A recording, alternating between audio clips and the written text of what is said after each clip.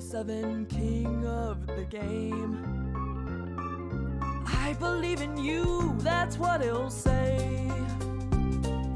Nice and kind, leading cobalt ice. He's a blue, cute, and deadly little guy. Seeing through the fog, old gods he's slayed. Go7, Go7, Go7, Go7.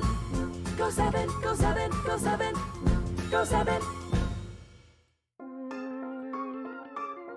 Go7 king of the game. I believe in you, that's what he'll say.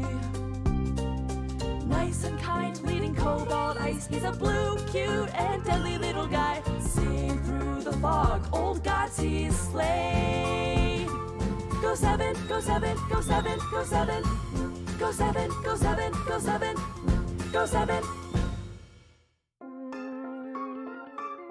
Go7 king of the game. I believe in you, that's what he'll say. Nice and kind, leading cobalt ice. He's a blue, cute, and deadly little guy. Seeing through the fog, old gods he's slayed. Go7, Go7, Go7, Go7. Go7, Go7, Go7, Go7. Go7 king of the game. I believe in you, that's what he'll say. Nice and kind, leading cobalt ice. He's a blue, cute, and deadly little guy. Seeing through the fog, old gods he's slayed. Go7, Go7, Go7, Go7. Go7, Go7, Go7, Go7. And there we go. Oh, let's put on our little bow tie. How's everyone doing today? Running a tiny bit late, but that, you know what? That's the life of a working penguin.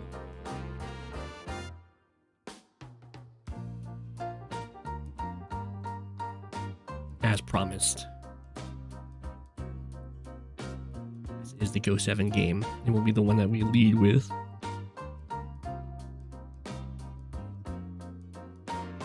You work here soon? You work soon too. Oh, there you go. You have 4 days off? Very nice, very nice.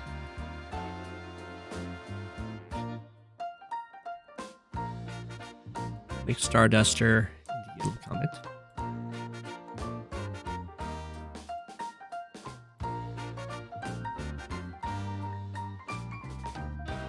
Another member of the Star family. It's true. I don't know how Starduster relates to Star Flash.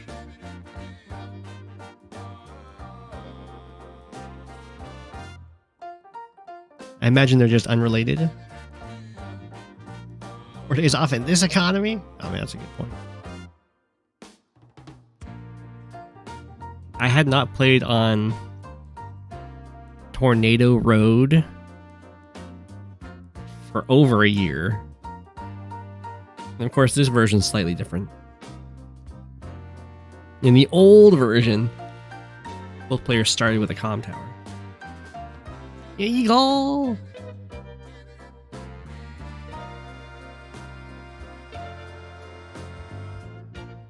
Yeah, I would have chosen Olaf, but I think Olaf was not allowed. I chose Eagle. One of my least favorite COs to play and to fight. I was hoping that the opponent would not choose it.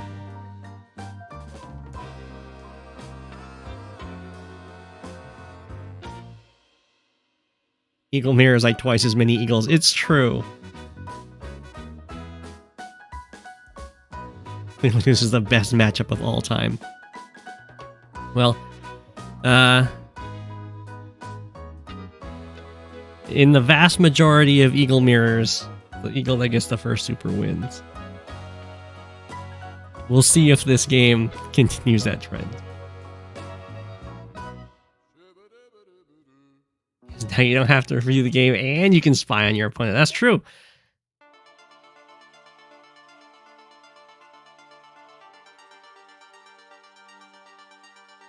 I am Mr. Go7. I went to a Warhammer tournament this Saturday. You lost every match, but apparently your opponents had fun because I was voted best sportsman. Well, there you go. You almost never pick Eagle to avoid this matchup. You hate it. I also hate it.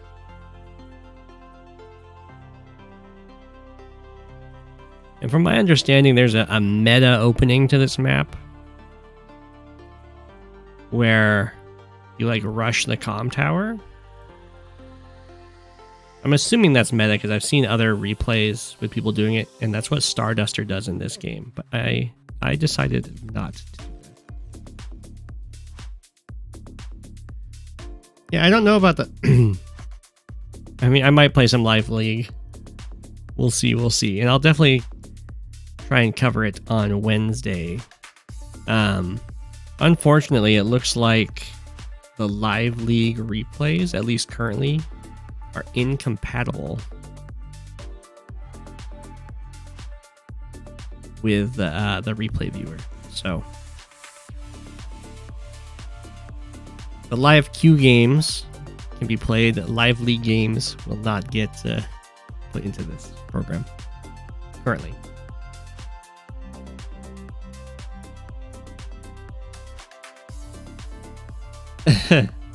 Penguin Man denies meta. You won't believe what happens next. Yeah. I mean, if anyone in the chat can confirm that the meta on this map is to rush the comm tower. I believe it is, but I could be wrong.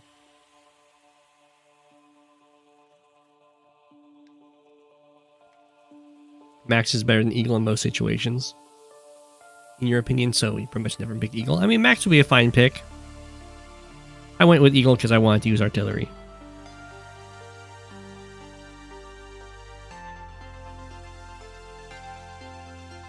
You thought the meta on this map was to complain to map committee after losing? That's fair. This is my tournament match, yeah. Eagle is gross on this map. I agree, 42. I agree. Okay, we'll hop into it. So what I saw on this map is that I can get this airport very quickly. And every time I see an airport that I can get very quickly, I have to get the transport copter. I mean, it's the only option, right? You even have a nice little setup. Transport copter moves right here onto this forest. You have an infantry get boosted to here, and now suddenly it can reach this property a turn earlier, and then you can hop into your transport copter. 1, 2, 3, 4, 5, 6. Drop off, and now you can reach the center property really quickly. I mean, come on. How do you not go for the transport copter? I know it's very predictable for me to go for the transport copter, but I had to. So to... and the money works out pretty nicely to go for a transport copter and a quick recon. With the idea of the recon attacks, it puts them on the defensive and they're not messing with my transport copter. And this does mean I delay going for my own comm tower, but I'm going to get more money than my opponent because my recon's going to be harassing, and I have the transport copter, of course, going for properties. So I can just use that extra money to have a bigger army and then just take my comm tower. Anyway, that was the plan going in. And we'll see how it plays out. It's so predictable. It's not like you'd actually do it. I mean, I almost didn't do it because of how predictable it is. But in the end, I could not resist going for a transport copter. Oh. I did this. We can go back. I do this purely for you guys, okay? This is the route I decided to choose to get to this base. There's a whole bunch of different routes you can choose. They all make it there in 3 turns. So I went for the furthest out of the way route I could think of. I did think about going here, and then you go here and then here, but you know. This is the true meta plays. This is how you know someone's good at the game, is they go for unorthodox routes for neutral bases that are uninterruptible.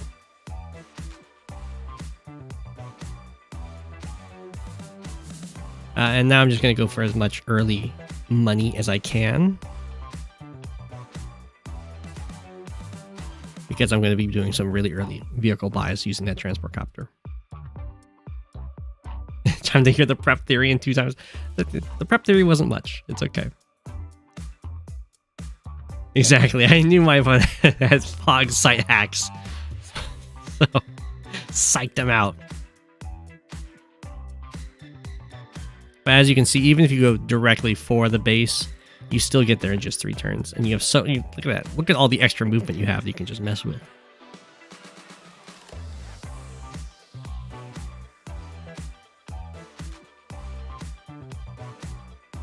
I see you two have style. Nice.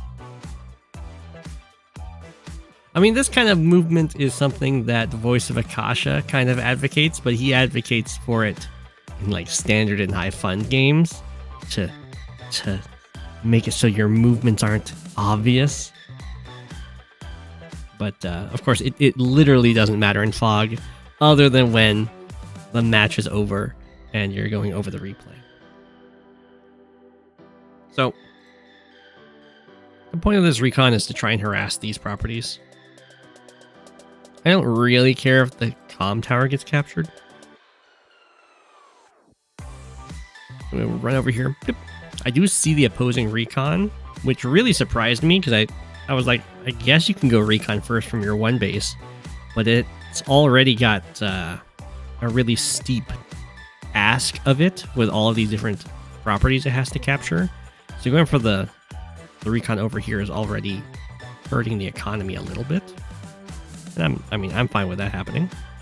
This also means that I know I don't have a recon rushing towards me over here, which is really good news for my transport copter.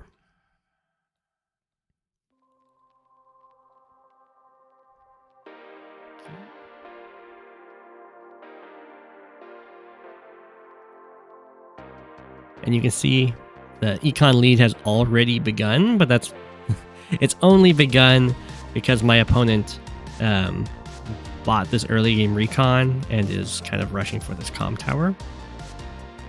Yeah, at the end of the turn, you're supposed to be half a turn ahead in income, and they're just even, so I'm technically ahead there. And then yeah, and then one of their captures over here is going for the comm tower. They get the recon strike from the city to my recon on the road. It's a 7-8 trade. I don't even know. It's just the recon combats are absurd. I imagine that has to be just like horrible roll from here, amazing roll from here.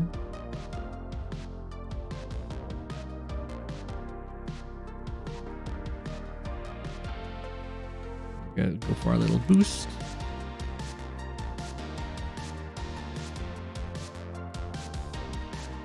And now I'll zip on up here, because I know I can't be hit again, and I'm in a spot that has vision over these 2 cities, and as well as these up in the middle to potentially get some harassment in there.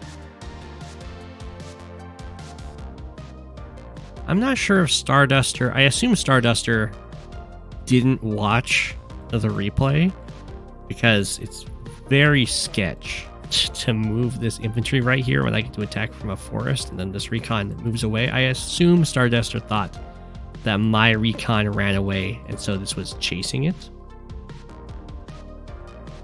And of course, get a tank because there's a recon here.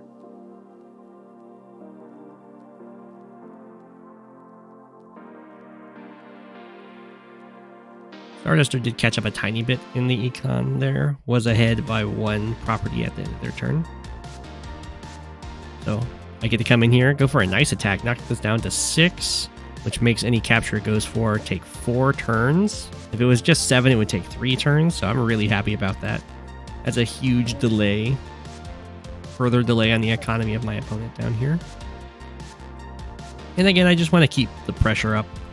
I want to, of course, deal with this recon if it goes for harassment of my own captures, but I also want my opponent to keep building stuff down here rather than attacking the front that I've built the transport copter.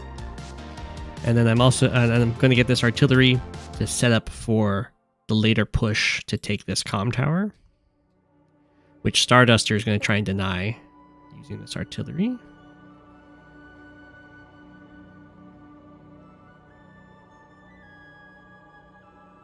There we go. And this infantry goes to repair up to full. I think that's probably a good choice. What'd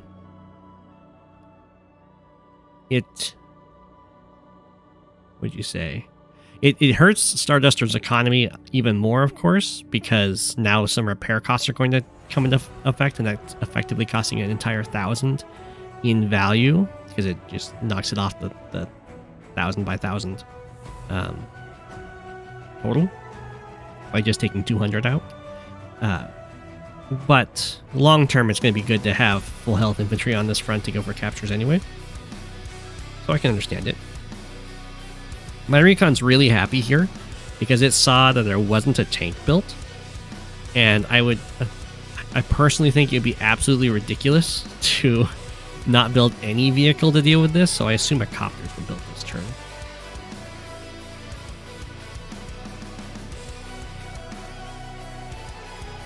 You can see the income is starting to get way ahead.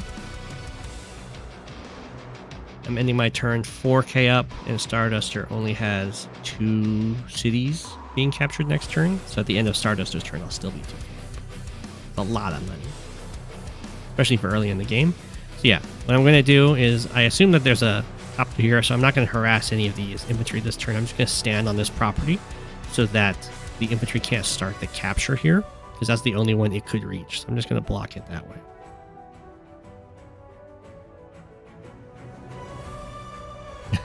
Can I say I'm the greatest? The greediest? I don't know if I am the greediest, but I'm definitely the most successful greedy player, I guess.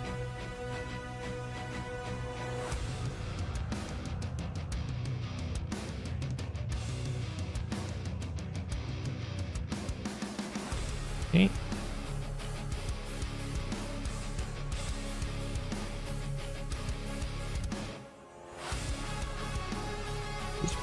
For infantry, a lot of pressure coming towards it, but it's still hanging in there. So at the end of Starduster's turn, the tank is built. I don't get to see it. I do still believe I think the copter's right here. And you can see I have my anti-air already built. So at the end of Starduster's turn, I'm ahead by 2k, and you can see at the value-wise, Starduster is only 2k ahead, where it should be about 7k ahead, about half a turn of income. So that's starting to come into effect from all of the income, and also down in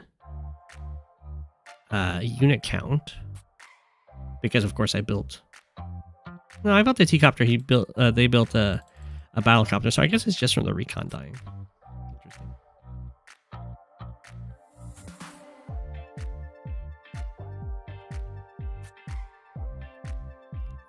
Go for all the center captures. And here I want to bring this anti-air over because I think the copter's here. So if I can attack with my tank, it has to attack from here, sadly. But here, I'm kind of encouraging this... I'm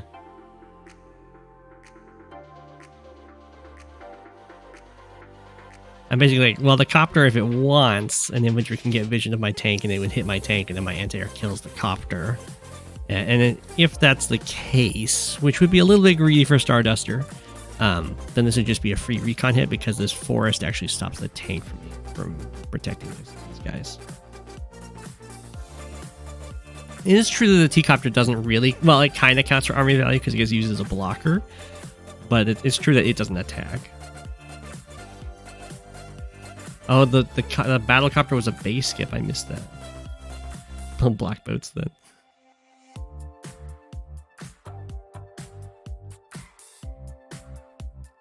So here, this is just, I have no expectation whatsoever of me capturing this comm tower. I just want to double check that that my opponent has invested in an artillery to prevent it. Here, Starduster's like, I'm not going to jump on that tank. That's clearly a trap, and indeed it was. Just goes and finishes off that little recon. You know, the recon got a little more economic damage in there by the end. Here, Starduster probably shouldn't have attacked with an infantry, and definitely shouldn't have stepped onto that comm tower. That's a mighty gutsy play.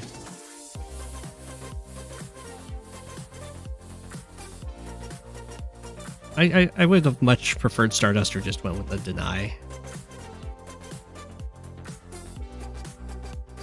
The deny strategy. So again, Starduster is going to be ending the turn behind an economy. Doop, doop.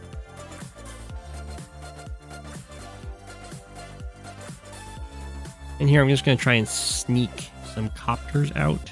I'm trying to make sure that if there isn't infantry on this mountain, it doesn't spot me. Because right now I know for sure that I have a better economy. So it's time to start spamming copter tank. Oh, I guess recon. Oh, I want the recon for the artillery, yeah, and it'll be copter tank. Double recon. And at this point, I'm like, okay, I've gotten my opponent to invest enough on this front. It's time to go for the classic Go7 move. It's time to just front shift up here and take my comm tower. I'm eyeing the potential if I manage to dodge the vision over here. I probably should have dropped my infantry off to the back. But I'm like, maybe I'll be able to interrupt this capture. But Starduster is having none of it. Smacks my poor infantry. Actually moves the artillery out of there. It's kind of a weird move. I didn't see that happen, so I don't get to capitalize it and just kind of take the comm tower for free.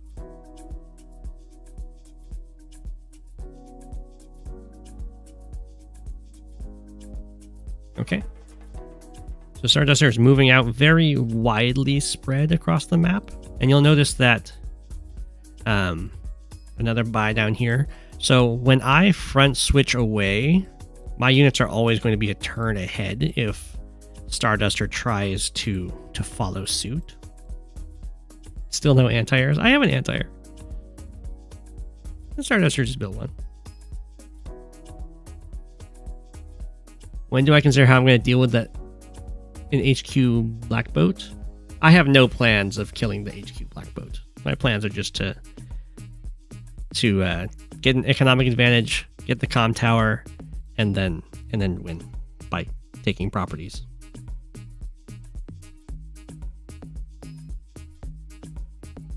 He just built it the turn you said it. I gotcha.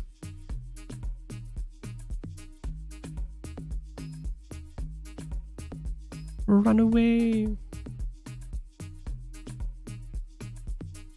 Here I'm just gonna try and take a more powerful position. I want some more units around. I want the recon to be able to dive in and give me vision, and then I can try and clear out anything that's stopping me from taking the comm tower. There's no real rush.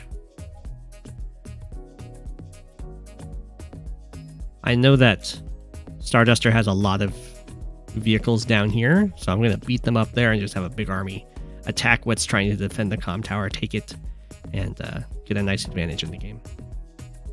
Copters are anti-air too.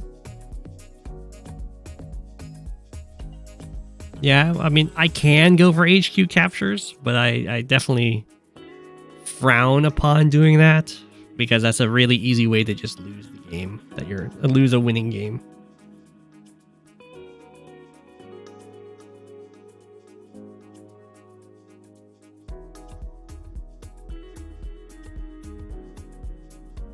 Okay, Starduster's starting to catch back up, and Econ still behind by 1k, and will be for a few turns here, and is now at the point where army value is less than mine at the end of their turn, which definitely hurts. So I've got a nice number of things situated over here, so I'm feeling comfortable starting the attack. My army's going to show up a turn before Starduster's does, and I have, of course, the copter tank production online. T-copter is going to bring more infantry over here. Because I'm building so many vehicles, I need the infantry ready to join cap / continue capping the comm tower. So that's going to be the T-copter's job, is to get the infantry from other parts of the map over here, so I don't have to build them. And of course, I do see this anti-air over here, so I'm going to offer a trade. I'm saying, hey, you can trade your anti-air for my copter. which for me is a great trade. I'm just flooding copters. I'm flooding copter tank specifically. So as long as there's not enough anti-airs over here, there's pretty much nothing Starduster's going to be able to do to withhold the attack.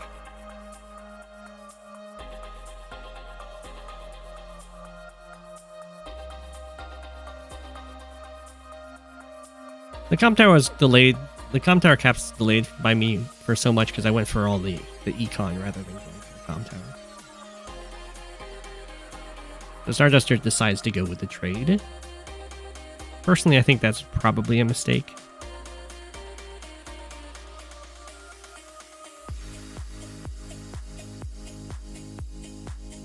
Here comes the Starduster units. You can see quite a few of them. Just going to be a turn out. And the artillery doesn't get to shoot. Well, I mean, it doesn't get to shoot the recon, but it's going to be tied down attacking this comp tower infantry.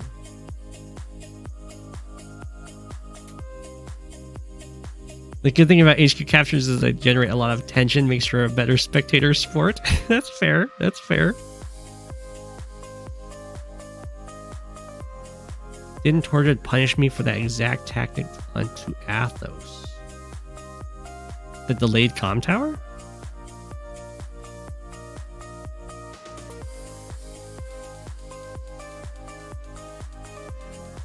Or trading a copter for an anti-air? I don't think Torjid punished me for trading a copter for an anti-air. Oh, copter flood. Trying to think back to that game. That was more overextension than copter flood getting punished. But you can definitely get punished for it if they anti-air flood.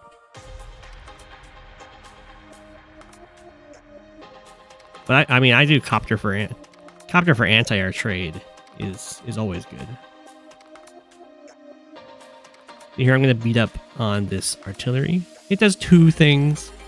It of course weakens its attack on the comm tower or the tank. But more importantly for me is this is going to set this artillery to enough health that a copter can one-shot it.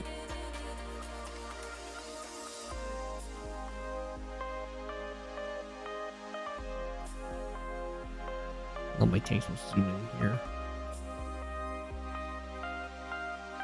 My artillery chilling in these woods. It's nicely positioned to be very annoying. I wasn't sure if I should bring all of the units up here because I don't think Starduster can realistically send the attack in here. Knowing that quite a few of the reinforcements or the front switching troops for Starduster are a turn behind. It would be kind of madness for Starduster to attack.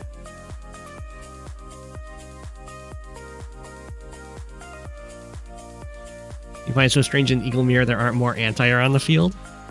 I mean, yeah, for now. I've got my one anti-air, I've got a bunch of copters, what more do you need? And then down here, I'm going to start building up my my slow units so that they are around for when I front switch back down with the faster units. I want infantry and artillery down here. That's all handy for just defending. The Starduster now catches up in the econ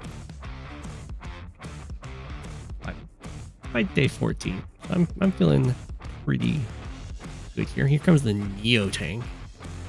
I don't think the Neo Tank's a great buy here because copters are already kind of decent at pestering Neo Tanks, but these are Eagle copters, so they're very scary for a Neo Tank. And a Neo Tank is also going to be like it could be multiple vehicles instead of just one vehicle. So it kind of has to do a lot to make itself worthwhile. Here Starduster goes for double anti-air. A reasonable choice. I think probably double anti-air over here would make more sense. But it could be that Starduster is already predicting that I'm going to front shift. And here, very handy little 3 health recon is going to see that Starduster has all of the vehicles 7 tiles away from this city. So I assume there's an infantry in these woods, so I'm just going to block off the infantry's access to interrupt, and I'll just take that city. And then the rest of the army will leave.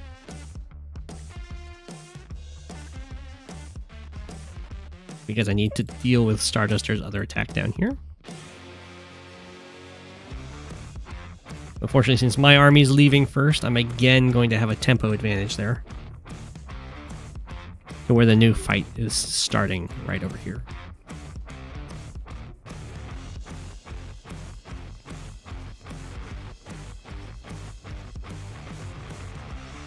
Rest in peace, Recon. You did a great job. But the Recon also spots this tank.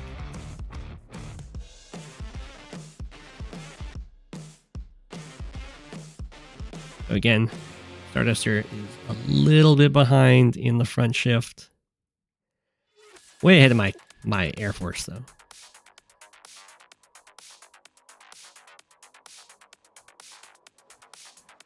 Okay, now at this point, the charges are getting rather large. So I want to make sure that it isn't too easy for Starduster to get a bunch of sacrifices and then get a super and wipe me. I'm going to go put the anti-air in the woods, put blockers around so it's not super easy to reveal. I want the front line to be rather squishy units, while still being able to reach the defense point right down here.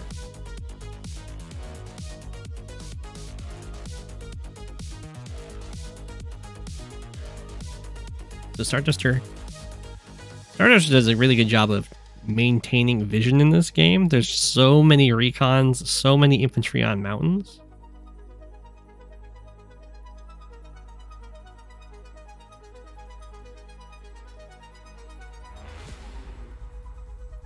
There is the fearsome Neo-Tank. But what Starduster doesn't do super great here is make sure that the army's far enough back so I can't just like slam into it. As is the Eagle way.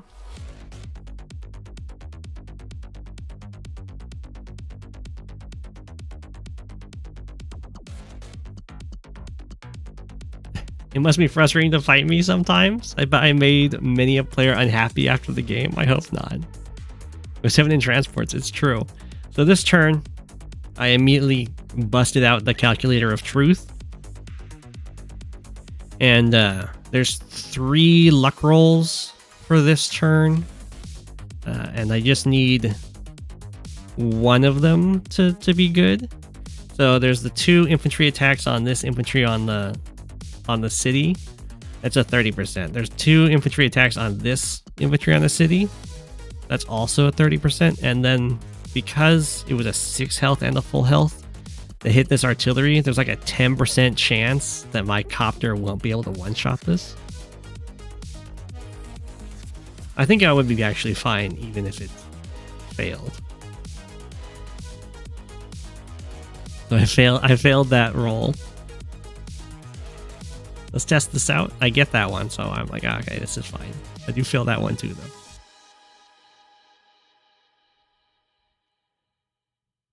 So we gotta make sure.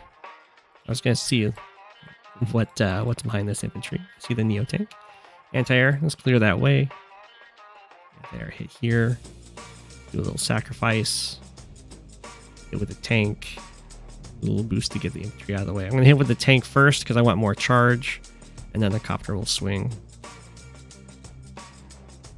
Hit the recon. Hit the tank. And we've got the super with the infantry attacks to spare. Now we just move all the vehicles forward. Give the artillery something to shoot. I don't actually see this anti-air. I was lining myself up to hit this recon. You go for the good old lightning strike. Such is the Eagle Mirror. First lightning strike is very good.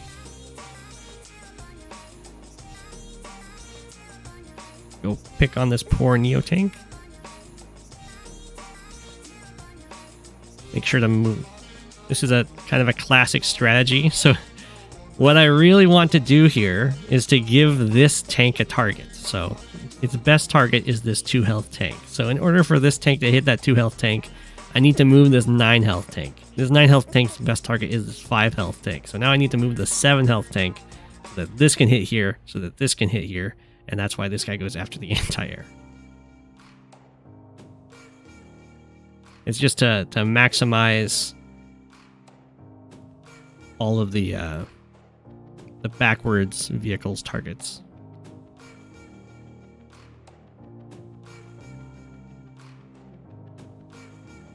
Got that tank. Go out, take out the anti-air. Go pick on the Neo tank some more. And we'll leave this guy untouched on top of the mountain.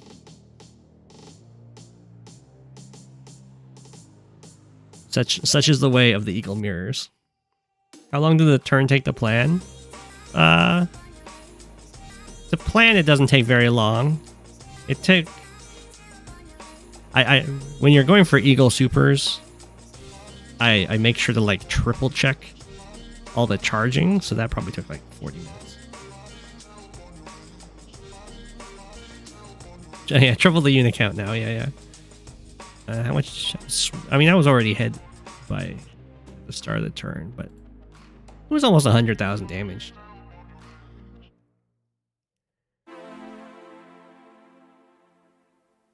Starduster goes after the poor T-copter.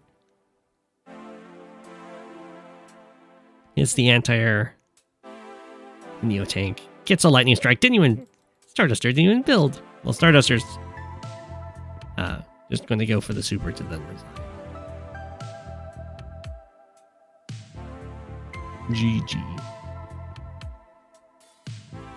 And that's why I don't like eagle mirrors.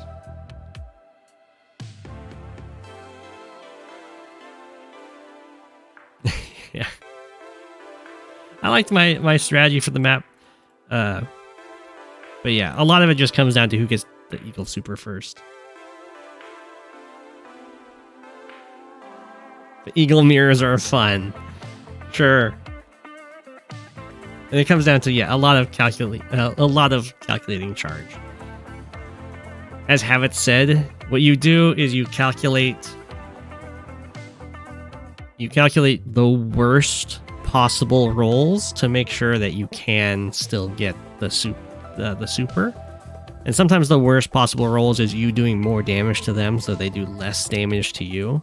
And that's why I have... That's why I still have attacks available. And I have the super. These are my safety attacks, in case some rolls didn't go my way. Such as not clearing these... well, this city not getting cleared didn't really matter, but not clearing this city means I don't get to attack this guy. So yeah, you got the safety strikes. It's true, I could also have the tank hit the Neo tank instead of hitting the Neo tank. I had some safety moves. But that's also in if you're playing in an eagle mirror, you need to make sure that your Neo tanks are out of striking range of your opponent. You need to make sure your anti-airs are out of striking range of their copters and stuff like that, because if they can do huge sack plays and then the rest of their units go twice, you can just kind of die. And GG. The mirror is much worse than Snare/High Funds. It's pretty bad. But hope you enjoyed.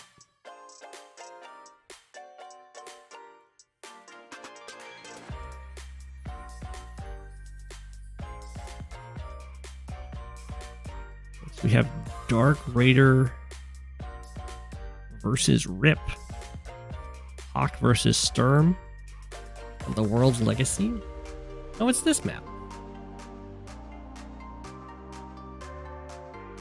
Oh, we get to see how good Rip's Sturm is.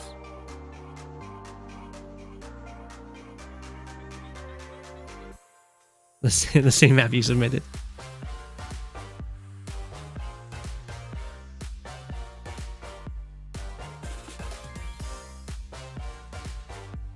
Got Dark Raider. I've got to give Sturm a couple eyes.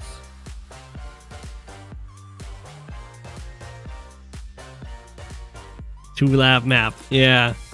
These labs just need to not be in the same place. Would be good.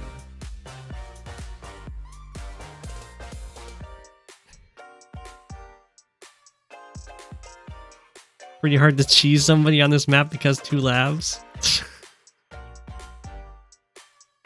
That's not true, Steeler, and you know that. If the labs aren't in the same place, then it is pretty hard to cheese them. If you like swap this lab with this city or something like that, then like this lab's here, then the labs are in two different parts of the map. Or you could swap yellow and blue lab, I guess.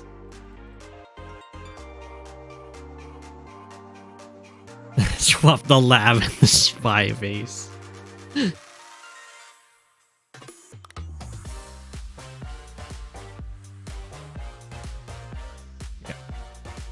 See how these guys open. Of course,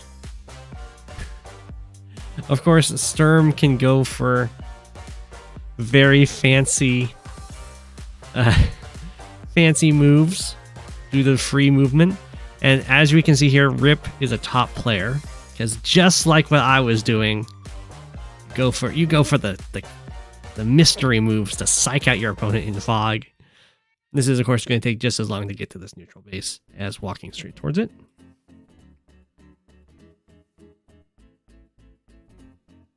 I mean, it's a little bit unoptimal of Rip. The true way to do it would be to go here and then here, then here, or maybe actually here, here, here. You need to really show off Sturm's perfect movement, because this takes 5 movement to move 1 tile. With this, it only took 4.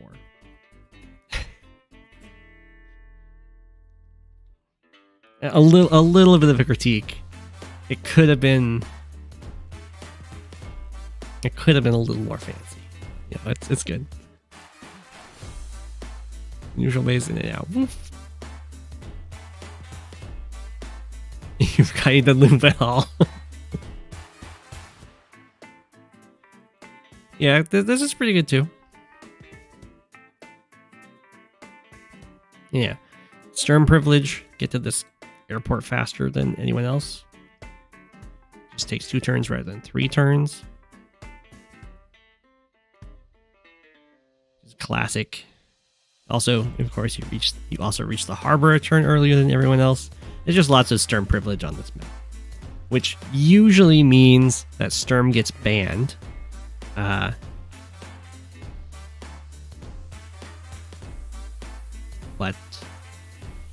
I'm not in charge of that, so can't blame me.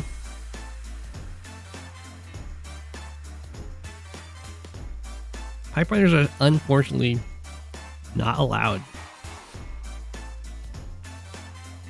We do have 1 recon coming out from Rip. Dark Raider's like, I expect to be attacked by recon, so we're going to go tank first. That makes sense to me. Sturm gets the VIP privilege. You can see how much of an econ lead it gives Sturm. Sturm, Rip went for fastest possible, well, not fastest possible, but a very fast recon in the early game economy.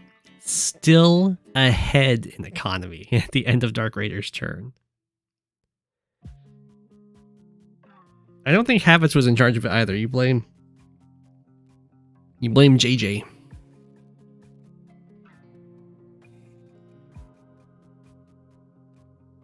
Ooh. Rip doesn't go for the interrupt?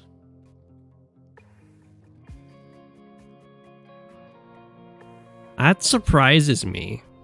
Must have thought that Dark Raider was covering it with a tank, is this is a pretty decent interrupt, because this infantry also tends to go for this property, so it's a chain interrupt too.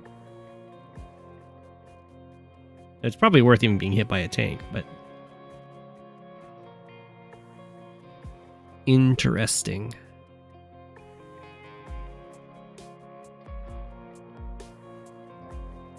That's a okay. So this is an okay move. Dark Raider is going to go for a city skip. Let one of these backwards infantry go for this property while this guy goes for the forward property. That's fine.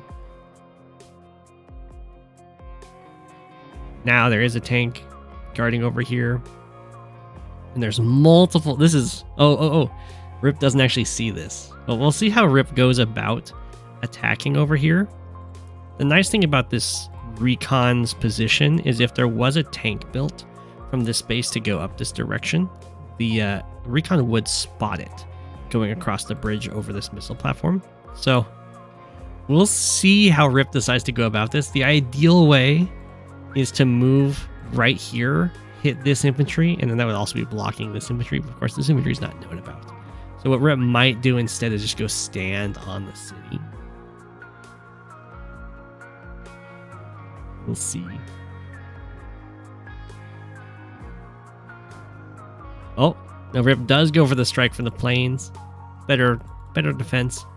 And in this case, also blocks off access of this city. So we've got some nice harassment going on. We do also have the transport copter pushing down here. And here comes more recons. This is the way to play Sturm, in my opinion at least. You just spam the recons. Get as much economic harassment going as you can. And it's true that this doesn't actually cost money in the long run when you go for the city skips.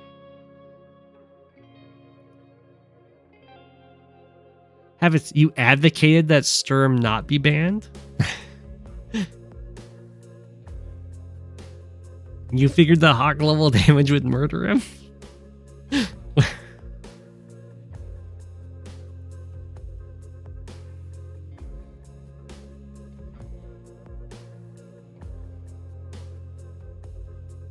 comes the tank.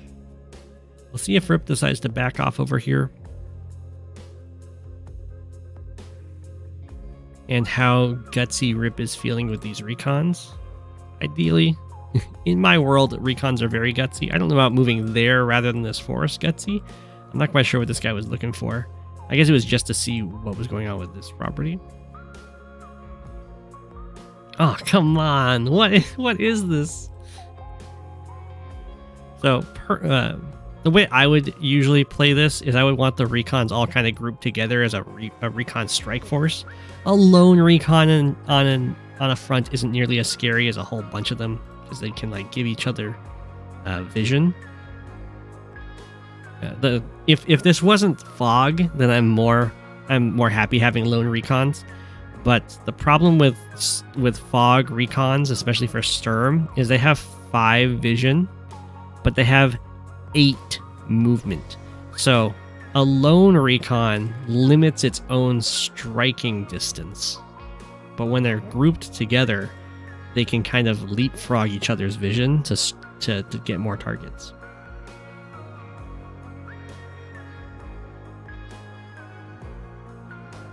Oh, you just wanted to see his development on that side?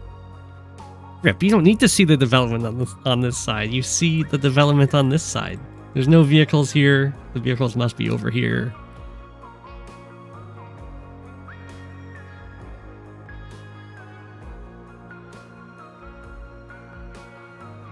You're not here to scout. You're here to strike. You must harass. You scout later. It's fine. Good evening. Good evening. Rest in peace, recon. That might have been a slight mistake. And by slight, I mean very slight. Like, it doesn't even matter slight. I think tank plus recon probably could have got that kill, and then you could go tank and infantry strike on this guy. Oh, never mind. We're not going to go for the infantry strike.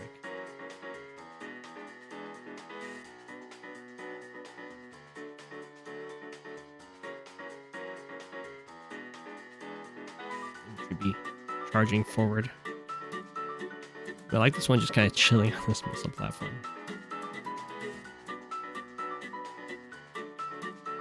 Okay, Rip does go back. It's this guy. I probably wouldn't finish that guy off with an infantry because that does delay your capture of this city, which I don't like.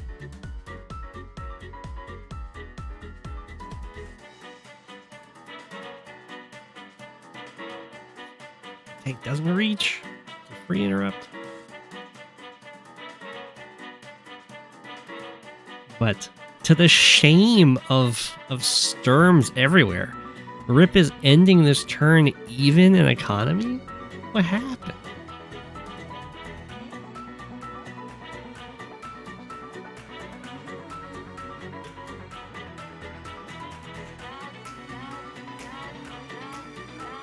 You gotta be able to capture the center city after killing the infantry. Ah. I guess that's fine. I would still like to capture this city first, because it's easier to hold on to. And you're closer to it. I mean, I guess that's fine. Be like, I can take this.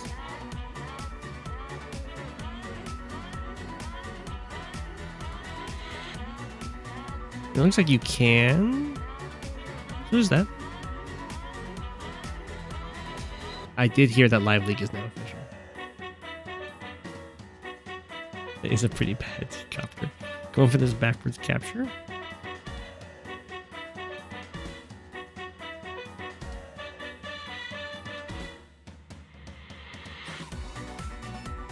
Okay, it looks like it's going to work out for Rip. Gets this city. This infantry can go down here to go for this capture.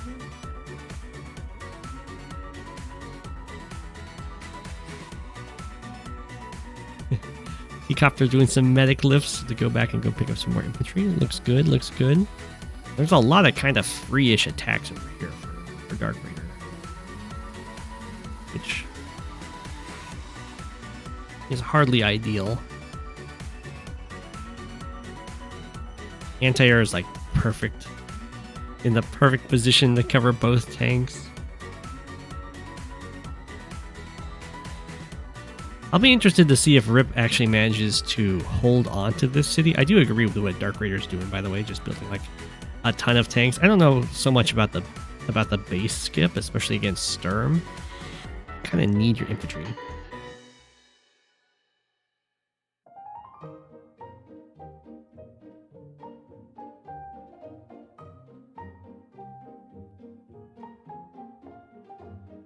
Pop, pop, pop, pop. This is what I like, to have the recon swarms going.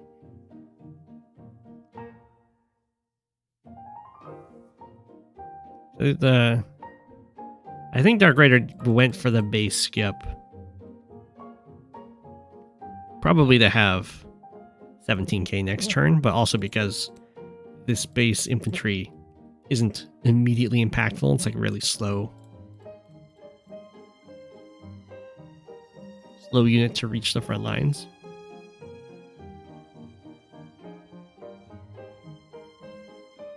But with 17k, you can go copter, tank, infantry. I guess, yeah, I need to get infantry from here instead of here.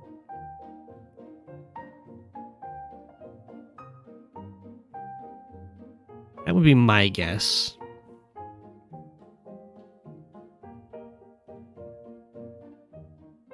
Okay, Rip does kill off this recon from Dark Raider, which is pretty decent.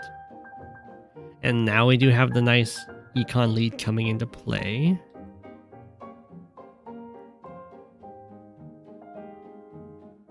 Dark Raider starts backing off over here. I'm surprised there's just one tank here, but I guess the other ones are just on their way. Here comes the copter. The copter's going to start getting used. So it was indeed for copter, tank, infantry.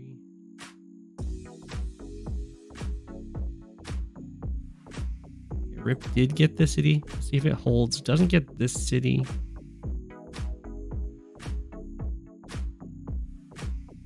comes the recon.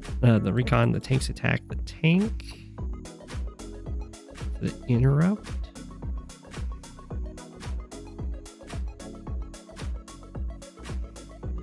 Okay, so the recons are doing a little front switch. I'm a fan. They gotta run away from the tanks. They have an artillery on the way. Man, this front is looking really flimsy. It's possible the Dark Raider can just kind of scoop all this up. It's a lot of infantry. Recons are pack hunters. Just Sturm things.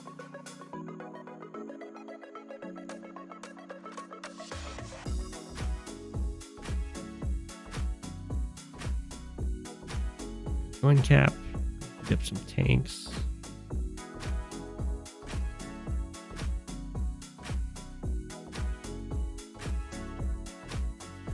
This is fine, I think, because the injured Sturm tank isn't super scary to the anti-air. It should at least have enough health to be a serious deterrent to this copter.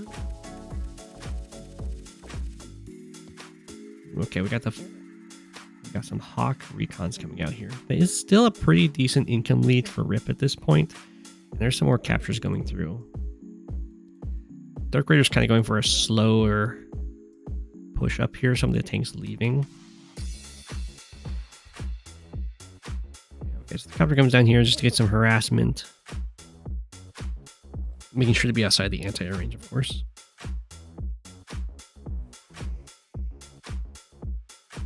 It's interesting to see that Rip is staying pretty low tech here. It's not what I would typically advise for Sturm. The indirects are pretty nice. But I don't like just trying to stick tank versus tank as Sturm versus Hawke.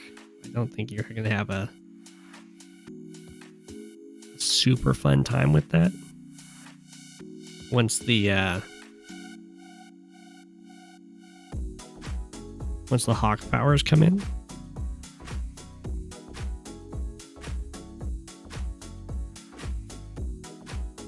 Ooh, okay, so Dark Raider is the one that goes for the first tech up into a medium tank.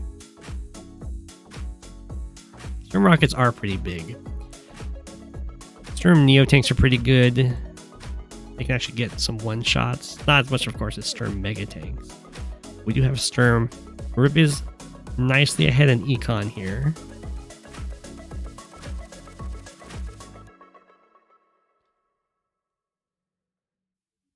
Okay, we do get artillery shot. Does get to kill off this tank, which is nice.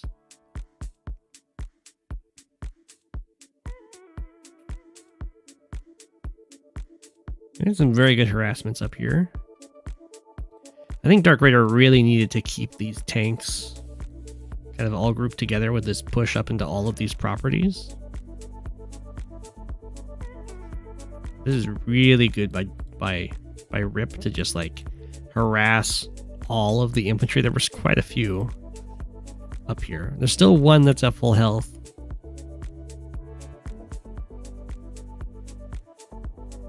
But when you have this nice property advantage, you do want to just kind of trade out infantry to maintain it.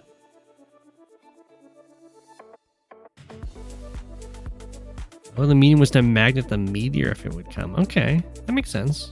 Especially with the T-copter helper. The medium tank isn't like a bad choice either. It'll be kind of difficult for Sturm to take out. So usually get heals. There we go, we have the first rocket.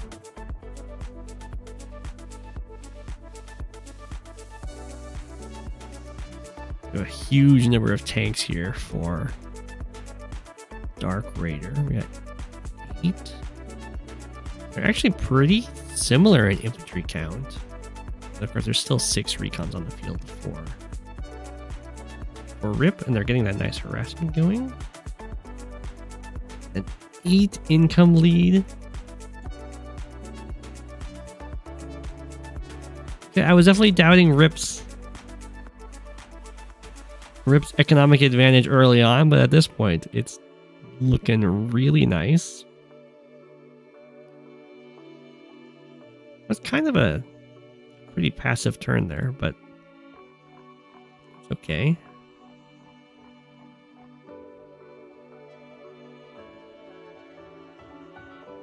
Oh, the artillery gets hit. There's a lot of units coming over here. It was a pretty good front shift for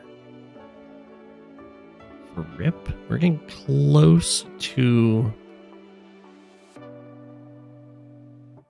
the Hawke super.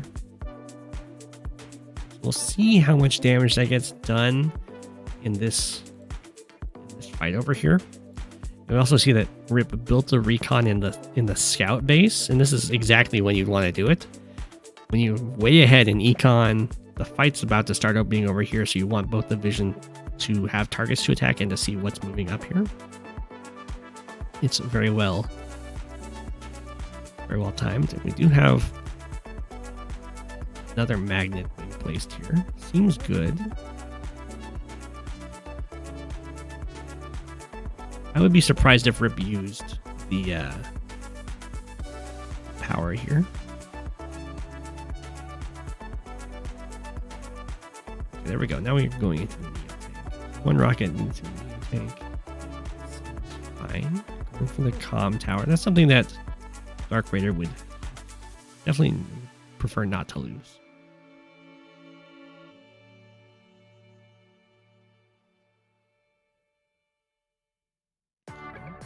That infantry. Surprised the infantry got dropped off up there rather than back here on the missile platform.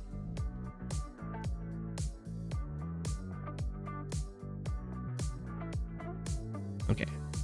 I agree with Dark Raider not slamming into this. So definitely good game sense. Probably from just seeing all the indirects. Ooh, this medium tank I think has dodged all the vision in this approach.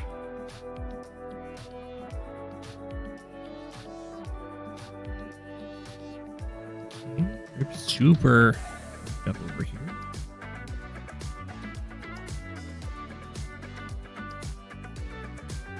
The recon doesn't see this whole army yet, but as soon as Dark Raider sees this, I would imagine the attack's just going to launch on the bottom right.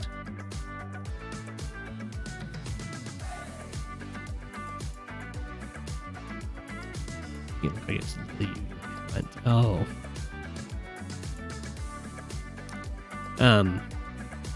So the one thing that Rip's got to look out for here is Rip has pretty much control over both corners. What that means is that Dark Raider is really, really happy to trade corners, because it's just pure net positive for Dark Raider to suddenly get a corner from having no corners. So Rip has to constantly have an equal force face off in both of the corners, and that's really hard to do.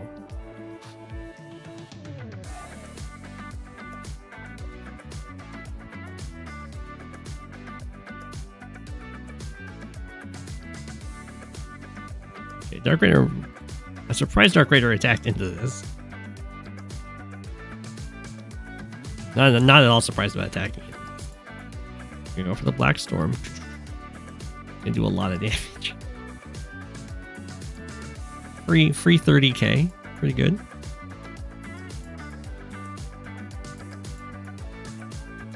Yeah, so I would definitely prefer it if Dark Raider had not attacked into this. But I don't think Dark Raider knows quite how many units are here.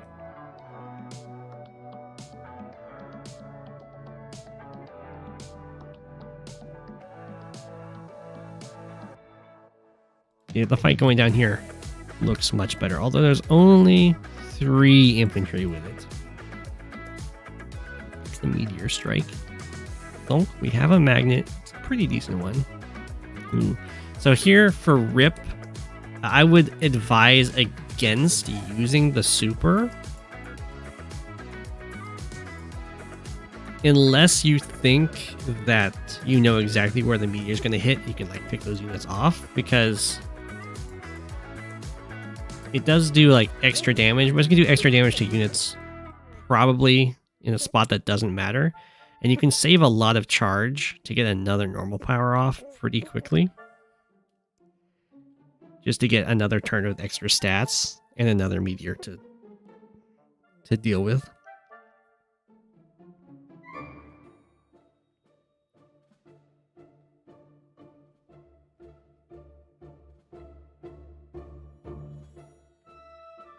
This is of course good for Rip. I was surprised. Dark Raider did lose some units there, but there's still some somewhat living guys here. And over here, Rip has to run away. So Rip does make sure to hit this infantry. The idea is, if I can just damage all of the infantry on this front, then I don't actually lose the corner.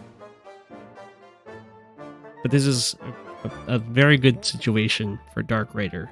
This corner collapsing very quickly for Rip. Doesn't really matter what happens in this corner, Rip already owns it. Rest in peace, Recon. Pop, pop.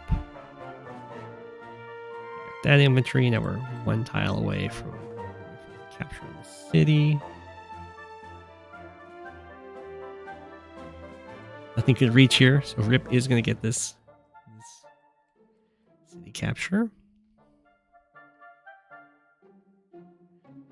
I agree, run away. Run away.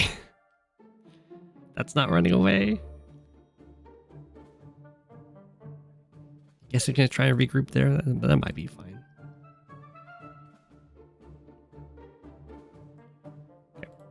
Smack here. So I would agree with it, with Rip kind of just like all inning this corner. I wouldn't even put up any fight to defend these labs. I would just try and take one of these labs.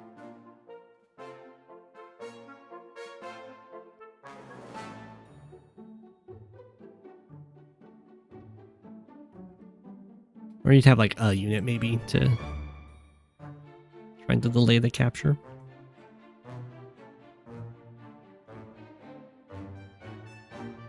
Yeah, I would just ditch because Rip's gonna have more money than you, as shown here. So if you can just leave a huge chunk of units behind and then even up the money by trading corners, then happy days.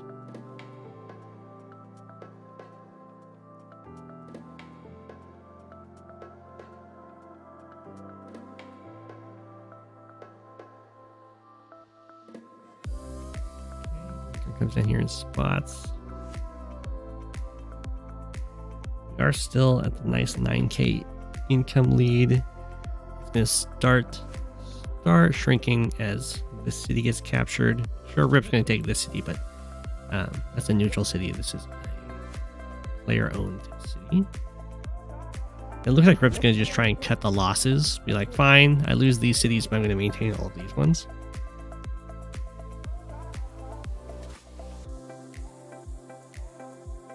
The labs are your victory condition. Well, they're your loss condition. If you lose all of your labs, you lose the game.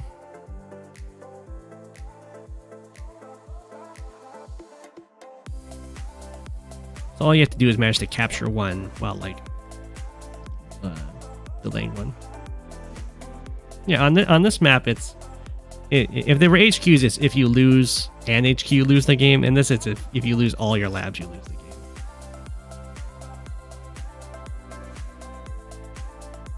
They have a slight difference there. They are still really vulnerable, but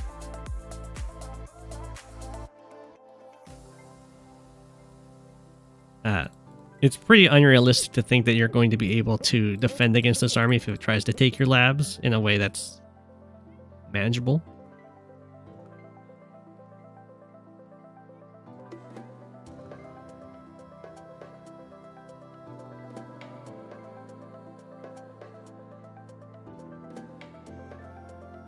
If Rip went for it. Although Rip also doesn't really want to go for lab captures because that's an easy way to overextend, get wiped out. Especially when you're ahead in income. I know, Sturm Recons move so far. It's not super weird to lose one and hold the other, because this one's harder to hold than this one. This one's closer to you. This one's past this one.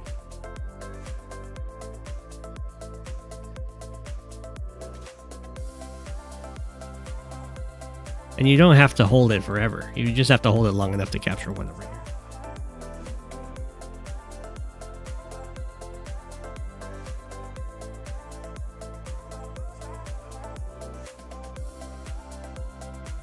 Okay, so Rip has managed, well, Rip has a lot of units front shifting through the middle. Try and save this corner. Income lead has shrunk to 6k. We didn't get a full corner swap like Dark Raider would really like, but this is kind of what goes on in Rip's position, is trying to manage both corners, opposite sides of the map, to maintain an advantage. It's mighty tricky.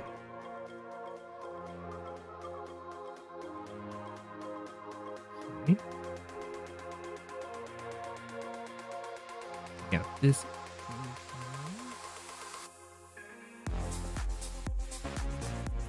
Move into this corner. Neotang stands on the city.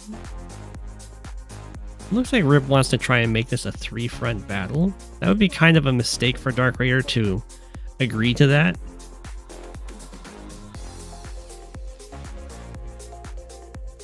It's way easier for Rip to fight a 3-front battle. The units are faster because they have perfect movement. Rip's got more money. Dark Raider resigns after seeing all these units. Which is, I mean, this is a pretty resignable position. Pretty much behind in every metric. Really, I think Dark Raider could have gone back into the game, but you have to just all in the corner.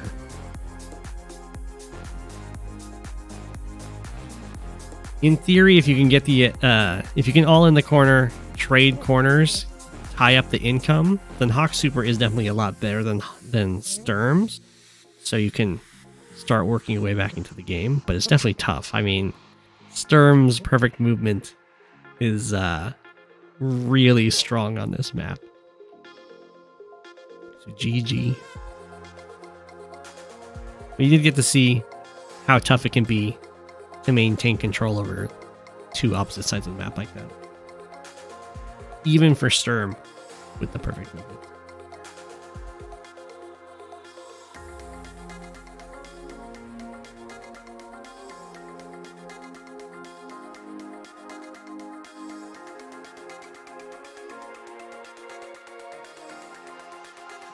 Chest. Andzx. Tornado Road. Tier 4. Very different than an Eagle Mirror.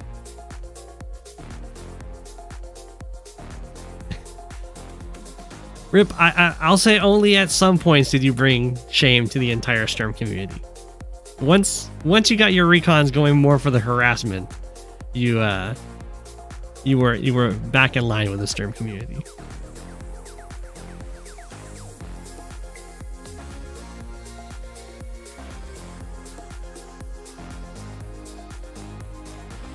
You were just a slow start to it.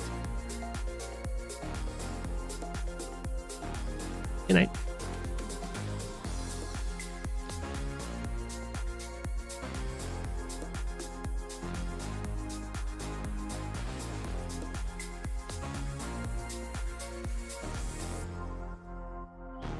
Okay, so we just saw this map with an Eagle Mirror. We'll get to see what it looks like with the Jess versus Adder. No one's going for fancy approaches to the neutral bases in Fog. Okay, there we go. A chest went for a slightly fancy one. Didn't go the max move. Just went 2 and then 2. Okay. This is the opening we saw that Starduster went for. Oh, hey, look at it. Adder's going for my opening, except for not going for the airport. We'll see how the recons stare at each other. Tier 4 is a decent tier. I personally like tier 3 the most, I think.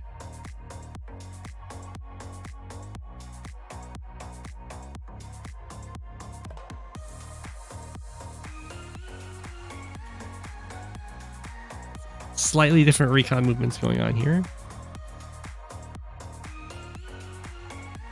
We can have a very embarrassing situation where the recon gets trapped. It doesn't. It stands next to the forest.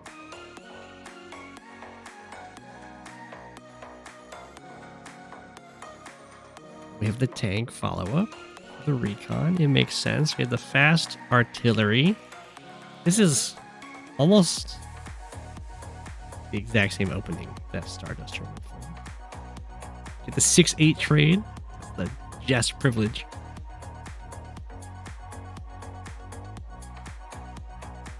Ooh, okay, never mind. The artillery is going to go in towards the middle. I guess it's going to aim for this city, or this forest, or this forest.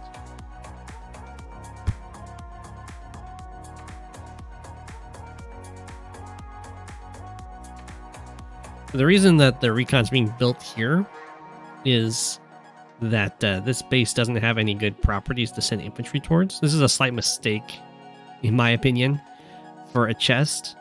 I would have preferred if this city was left uncaptured so that this base could send an infantry up here and then this base could have more infantry already going towards these more centralized captures. But it's not a huge mistake. It does mean that this recon can be built without slowing down the econ currently.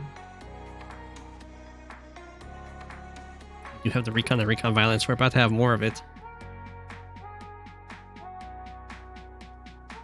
Whoa, that's a pretty quick mech.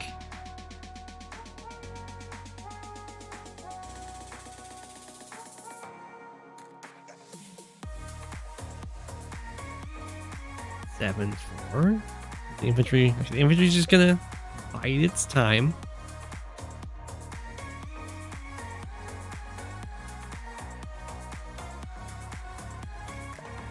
I think I must run away, yeah. Like, the tank doesn't actually cover that, so it must run away. So both players kind of prioritizing their comm towers. If you're not, of course, if you're not going for an econ lead, then going for the comm towers quickly so your opponent can't deny them from you easily does make sense.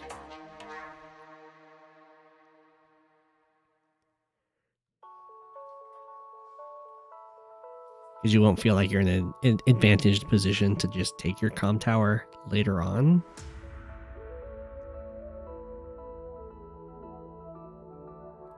Okay, this looks like it gets captured. The tank can't reach 1, 2, 3, 4, 5, 6. Yeah, can't go through the forest. And this would have to knock this guy down to 1, and this guy's not going to hit this infantry on the comm tower for 7. That would be quite the Hatter infantry hit.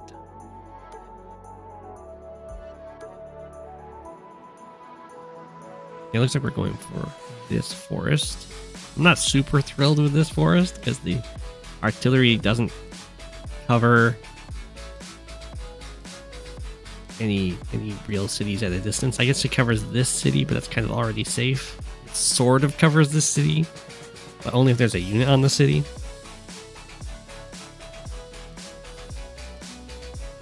Yeah, so Jess is better in fog than in standard because infantry fights are far less common. The maps are bigger, so vehicles are a lot better.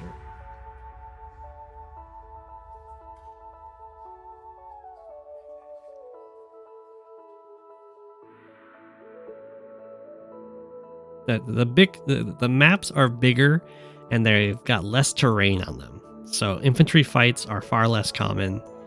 And that means that vehicle fights are far more common. Oh, rest in peace, infantry. We knew you well. So yeah, the comm tower does go through here. This tank's about to be really unhappy. Yeah, with the 8-4. Ooh, that's a tricky play. Jess is trying to make it so the artillery isn't revealed. It's fine. I personally would have fired with the artillery, but only because I want this infantry to move down to where it's threatening to capture the city.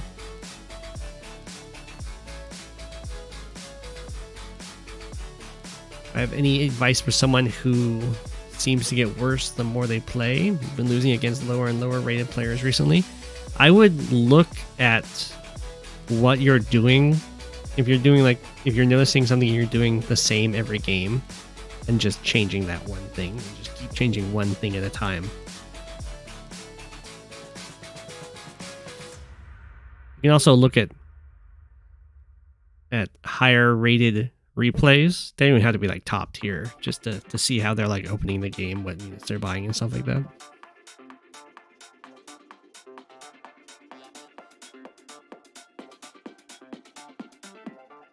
I wouldn't say that Jess is necessarily better than Jake and Fog.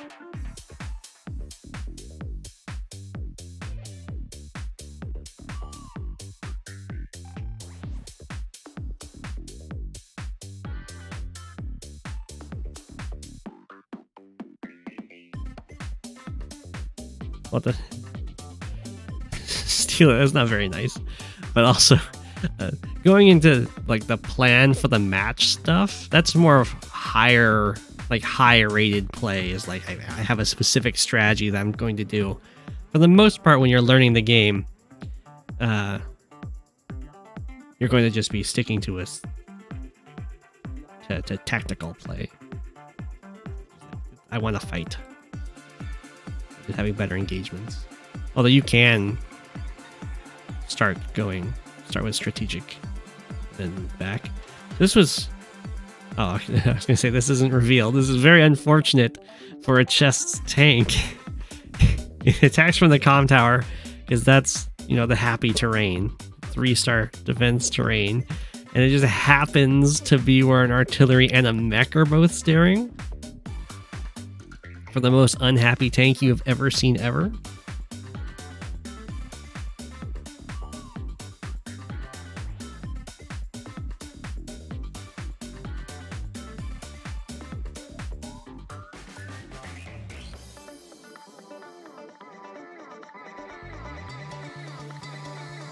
Jeep, say hi.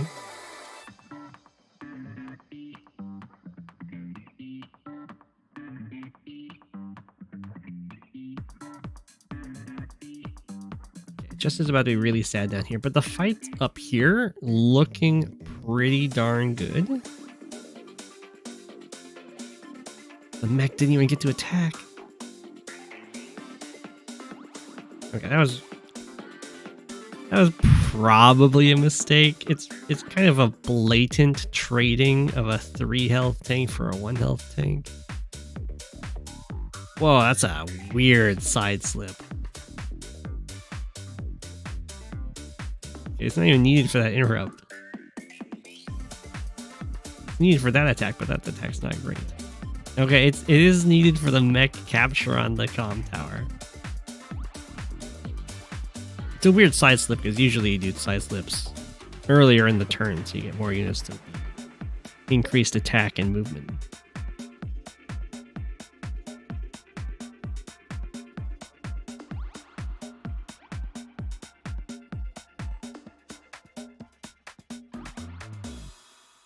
The mech was pretty durable there. I guess it is a Jess. Jess copter swarms.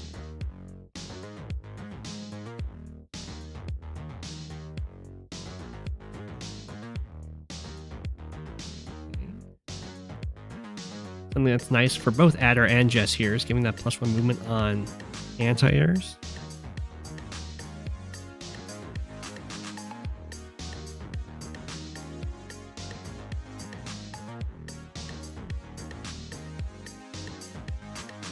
Threatening copters. It's pretty nice attempt to save this copter with the blocking of the tank in the woods. Unfortunately for Adder here, Jess does see this happening with with the infantry in the mountain, and I can just reveal this tank, and then double tank kills the tank, and then anti-air kills the copter. There's no real follow-up over here for Adder, so that's going to be a pretty brutal blowout. But there's also a lot of pressure coming in over here. This mech basically has to be killed to save this comm tower.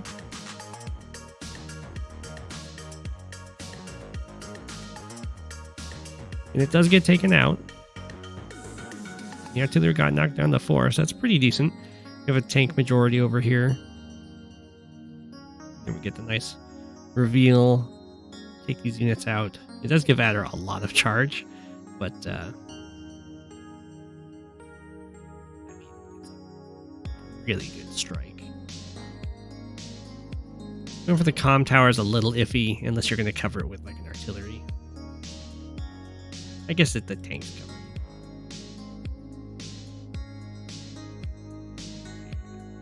Adder goes in, takes out the copter, goes for the side slip.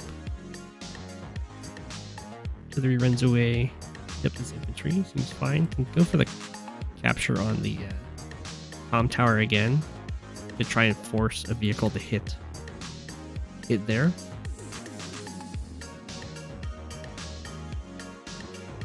Check that out. Bunch of infantry fights. Yeah, all ooh. Very, very questionable to move these tanks forward like this, because they're just kind of moving into the opponent's range while also into their vision. I guess only this one moved into vision.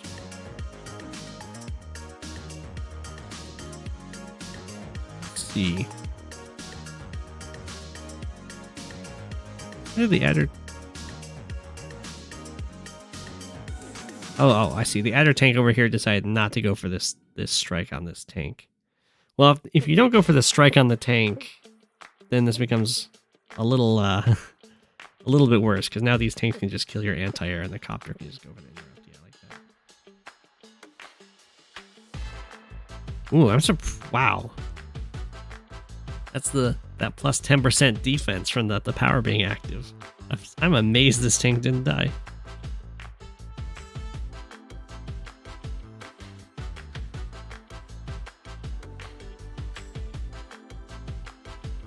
I don't know what this anti-air is thinking. Do not lead with your anti-air, especially on the airport side. I mean, there's no battlecopters right now, so it's not going to be like horribly punished. The anti-air will just kind of die.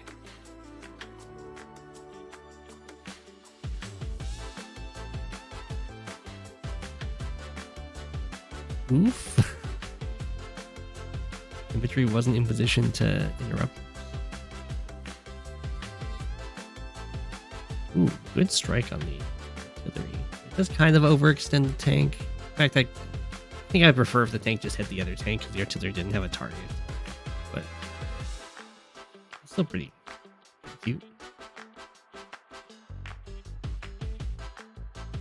These captures would be way better if there was something that could actually deal with these tanks over here.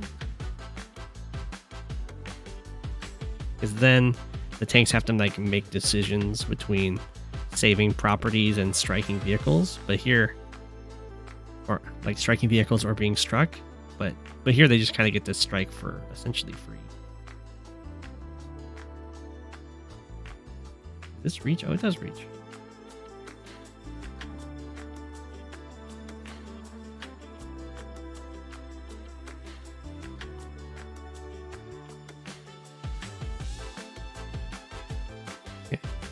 So we're going to go for a Neo-Tank to deal with Neo-Tank. It's a fair strategy. I know achesst is doing really well on the vehicle count. For 8 tanks to 2, but Adder is up in infantry, and of course, already had a zoom.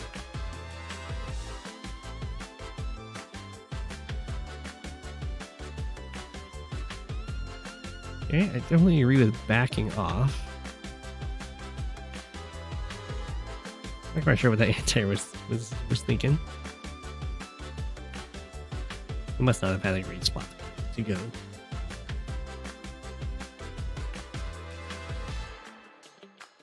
You kind of have a history for the move planner. It's just that it's a history that doesn't stay if you ever refresh the page.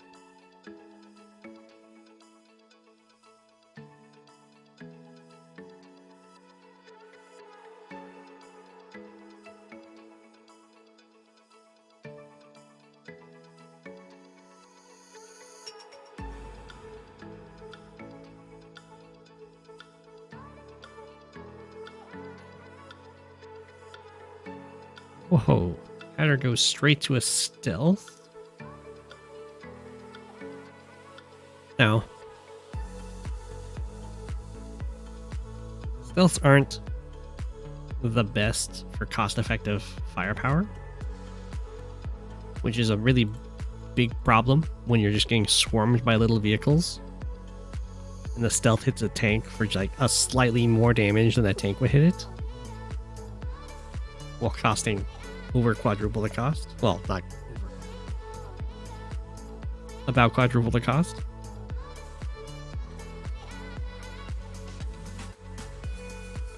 And it does cost more than 4 tanks if you include the APC that you need to get with it. Although this stealth can just kind of chill out by this black boat and get refueled that way.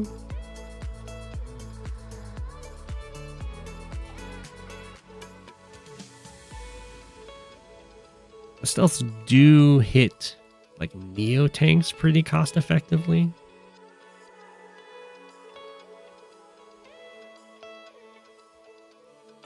Yeah, against a bunch of light vehicles, they're just kind of okay.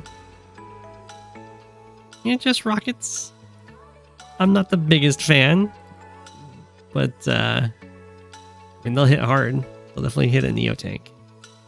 I do also kind of like Jess stealths more than I like Adder stealths. I mean, they do hit slightly weaker, but getting the free fuel refills kind of adds a lot of flexibility to the stealths.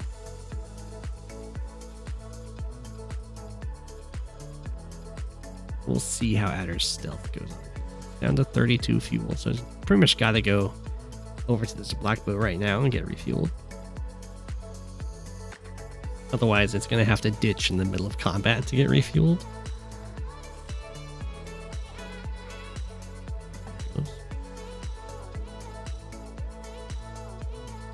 Bit of a front shift going on over here. Neo tank very bravely standing on that city.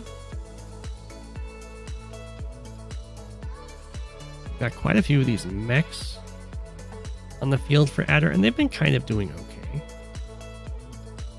This one kind of set itself up for a strike. Some of them haven't been going for attacks, so they could have, and other units just go for the swings, but that's okay. Just play in chill has a very large lead in unit count and unit value. Here comes the stealth. It hits the black boat. It did 5.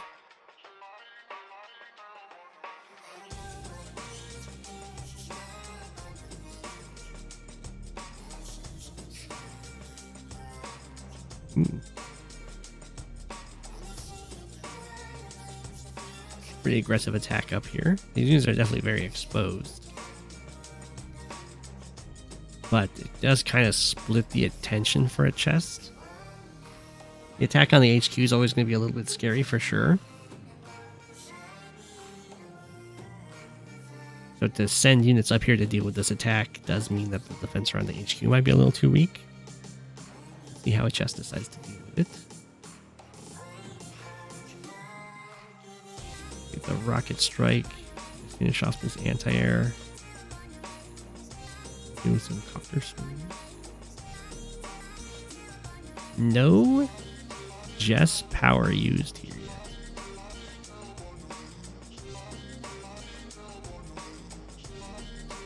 Looks like we're not even going to see a Jess power. Oh no, we are. Okay. super, just with like half the army. I mean, that's okay. Of course, ideally you get the whole army. We're gonna get the Neo-Tank strike though, that's pretty nice.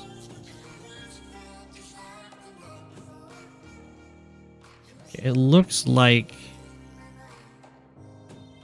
Adder...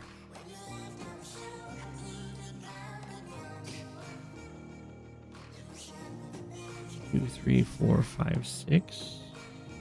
I think this tank would have killed this infantry. I could be wrong.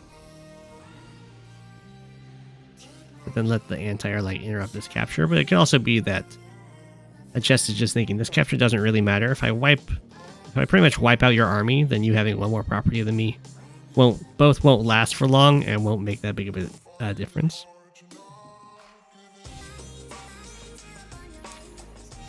They would not see the resupply.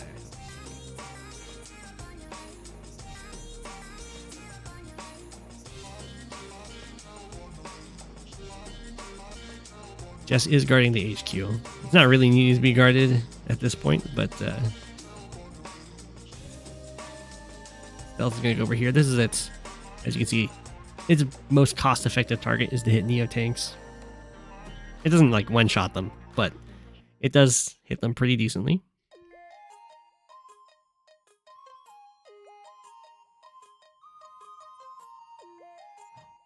Ooh, the infantry got the luck roll to finish the Neo-Tank off. I mean, this rocket's been getting some pretty decent value.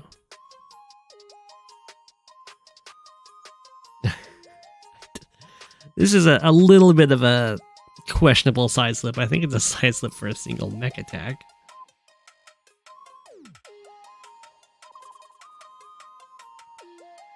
We do have a fighter from achesst, which makes sense. We do see a stealth. It makes this bomber buy feel really sad.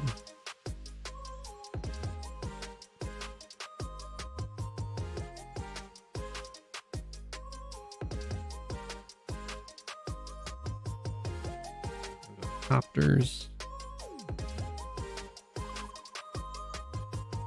Try and just trade out cities here. Go for a bunch of strikes over here.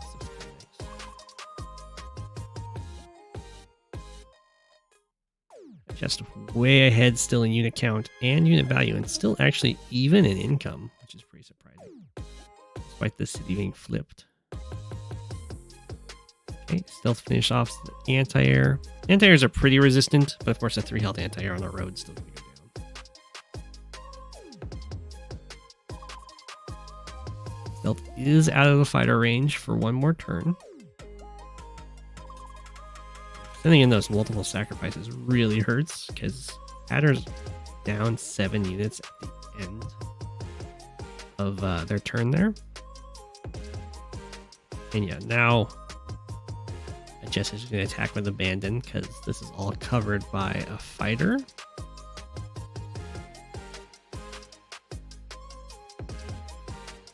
So now it just comes down to a game of hide and seek with the stealth, which is now down to 15 fuel. It has to it's going to have to refuel this turn, otherwise it will crash and burn.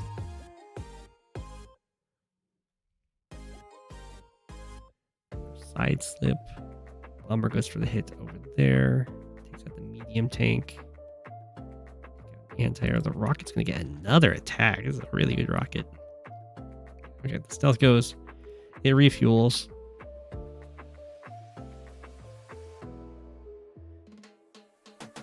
Adder's been doing a really good job of keeping this stealth in the air.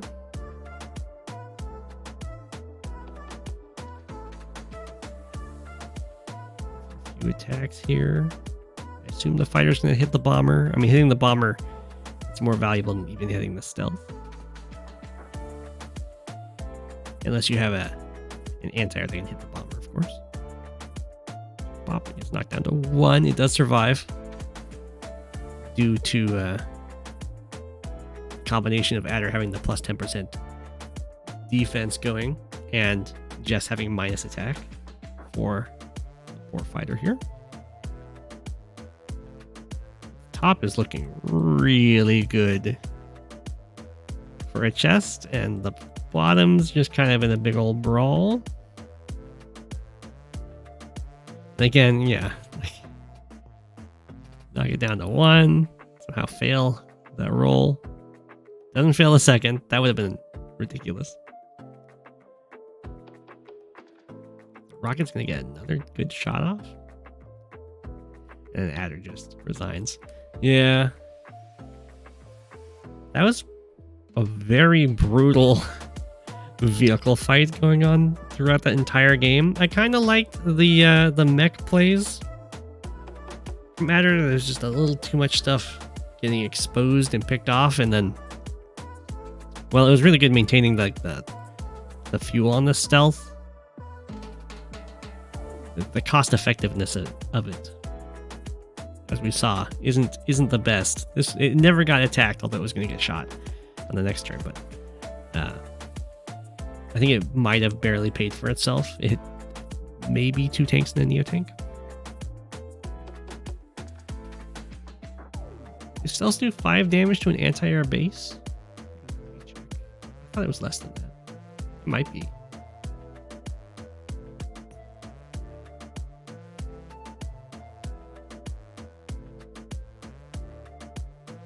They do indeed do 5 damage base, exactly. GG. See if we can get one more game in here. Brasmak. GreyyFoxx.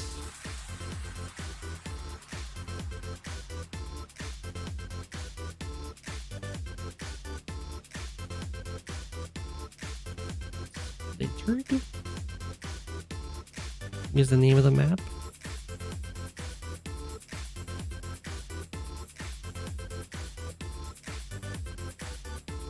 I think I recognized GreyyFoxx. That might have been a player that I played with back in my original climb. Maybe. I know brasmak though.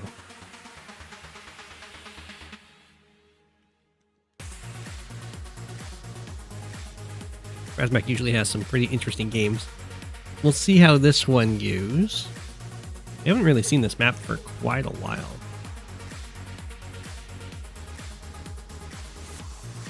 It's got like potential threats on the HQ.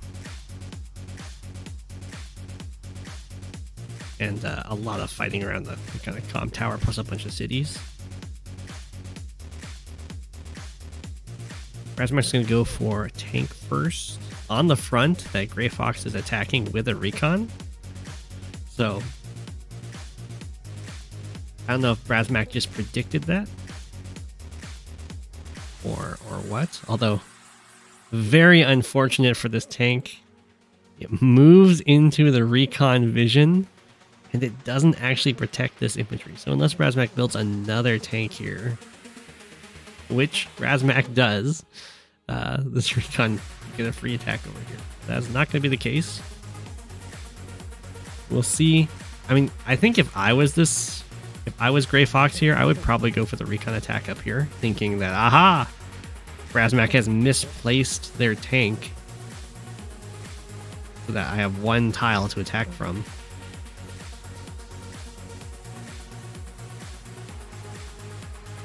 Two tiles. So GreyyFoxx did do what I would have done. And is unfortunately going to get punished for it. Pop. Recon is lost. brasmak has actually just triple tank bot in the one base. Usually you don't see this happen, because that means that the one base has far fewer infantry available to go for captures.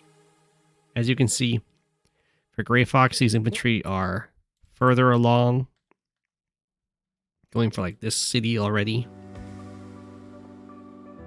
Right here.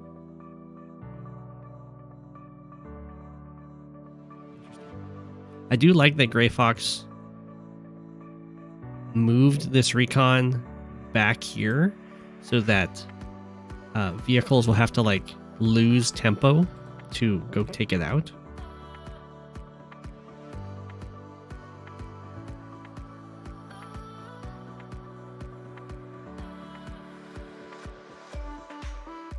That definitely works. Okay, brasmak gets a nice tank strike from that city.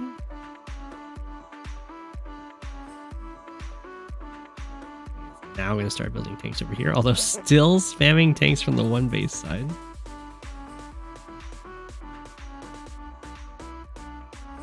Looks like it is going to end up costing a little bit here in income, at least for now. We'll see if all of these tanks can do like a front switch into... Because one of the things you can do is if you're building a bunch of vehicles on one front and then you have a bunch of infantry on the other, is you just move all of your vehicles over to where those infantry are. And then you have the nice combination of a strong army and a strong capturing force. And it's a lot easier to move a bunch of vehicles over to a bunch of infantry than a bunch of infantry over to a bunch of vehicles. Because like tanks move like twice the speed.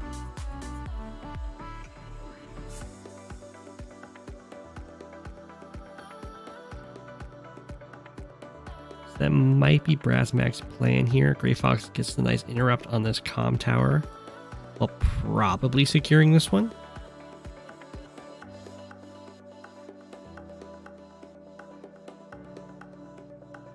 GreyyFoxx, because of building all these tanks, has a single infantry left on this front. Now, GreyyFoxx doesn't necessarily know that there's a single infantry left over here.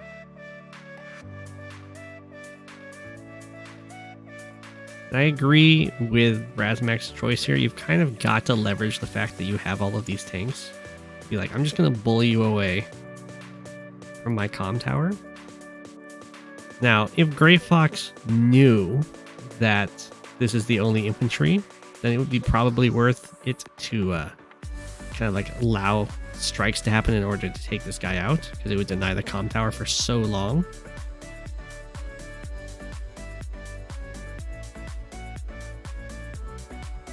We'll see. Knocking it down to 5 is not ideal. Picking out the tank there is pretty good though. The problem with knocking it down to 5 is that it goes for the capture and or like it hits capture again and it's immediately threatening to take the comm tower.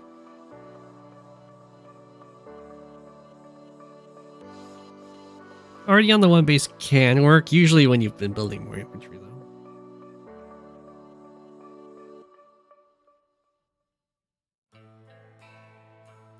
Okay, there wasn't quite enough here to protect this infantry, so knocking it down to 5 was perfectly fine. It does in fact have to run all the way back to the city. But yet the push over here is looking pretty decent for brasmak. It's not all of this fight.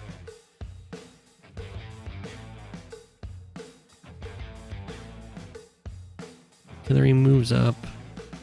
Tanks move back. Cover goes into position.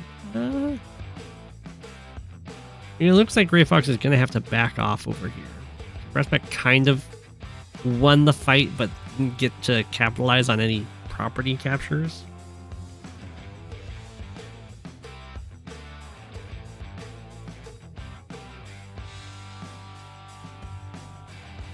Which definitely hurts. Because right now, Von Bolt, GreyyFoxx has 20% firepower bonus. So you can get those guaranteed 2-hit KOs on same type units attacking something on a city. But at the same time, Hawke wouldn't even get that against Von Bolt, because Von Bolt's extra plus 10% defense.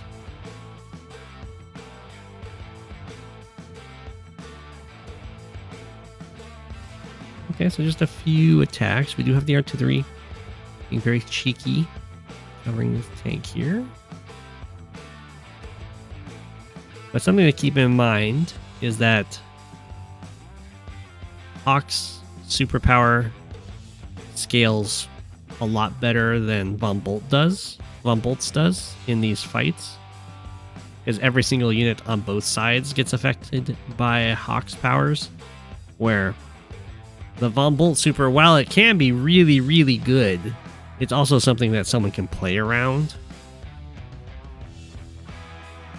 I like building magnets and the like. Gotta get neutralized.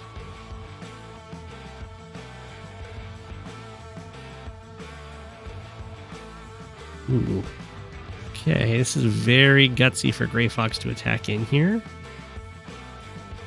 He's going to get to strike at the artillery, I assume. But I mean, I don't know if you even want to hit the artillery because you're not going to kill it. It's on the HQ. Yeah, hit the tank instead. The problem is if you hit the artillery, you probably knock it down to like 4, and then it repairs up to 6. And then if brasmak gets the super, which isn't impossible, it would go all the way up to 8, and then it would fire. It's like, why did I even attack that? So killing off the tank, I think makes more sense.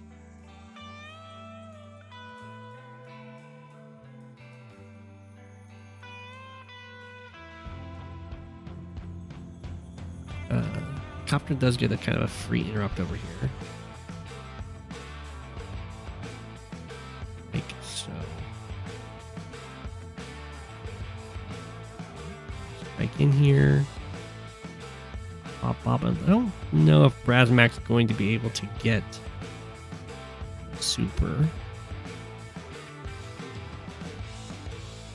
But it would be really good.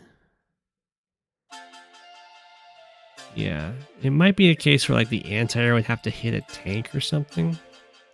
It's looking like not all of these vehicles are able to get attacks on opposing vehicles off. So super's just not in the cards. Now this is kind of scary because now Von Bolt's going to get the first super and brasmak's not really playing around it too much. We'll see how GreyyFoxx goes about it, but if GreyyFoxx just attacks like over here, attacks all these units, then pops the super, and it stuns this entire glob,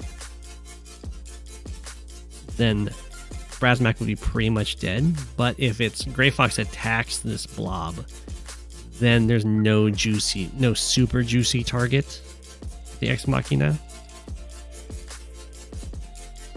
I mean, that's pretty decent, but the problem is that's hitting all these units on the front lines. So you're going to just kill them off, which is less ideal than you kill off the other units while these units stay stunned, and on the next turn you kill off those guys.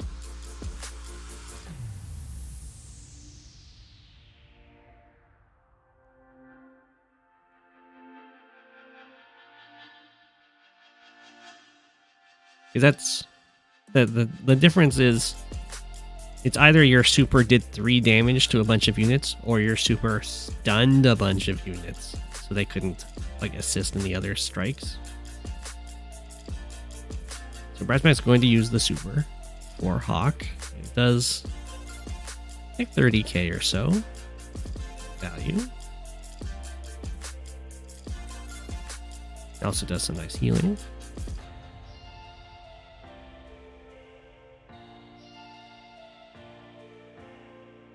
A huge fan of attacking into the artillery range, but it is what it is.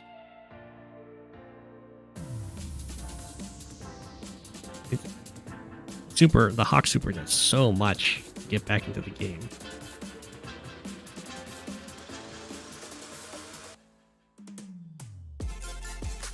Move back with the anti-air right away. I guess that's fine. But with the copter follow-up, it's kind of fine.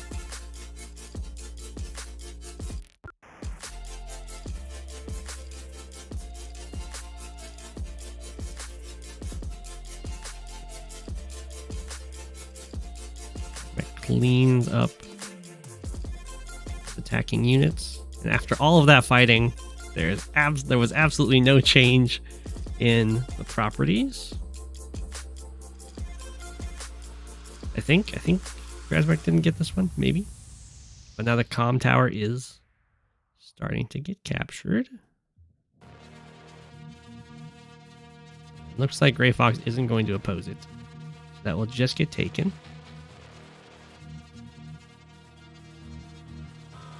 And because Hawke's super scales a lot better with the number of units than bomb bolts, the game continues to just kind of stall out at this point. It should get more and more in brasmak's favor. We're actually going to go straight into a mega tank here.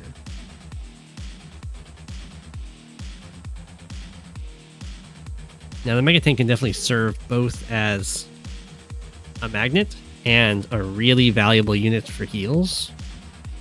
It like goes in and gets a one shot. It's hard to take out, so when it gets hit, it generates a lot of charge for you, and then you can just heal it back up. Kind of like how Andy does it. Slightly less effective. Bye, Fluffy. Okay, forward goes the mega tank. It might have dodged the vision there. Fox. Thinking about attacking. It was very questionable to just kind of let both of these captures happen. That's okay.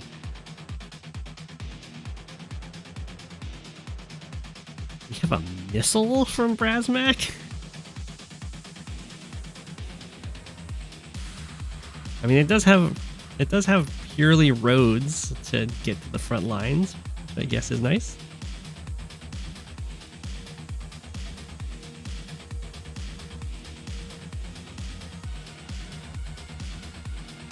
Okay, city is under threat from GreyyFoxx. The charge is building for both players, so they should definitely start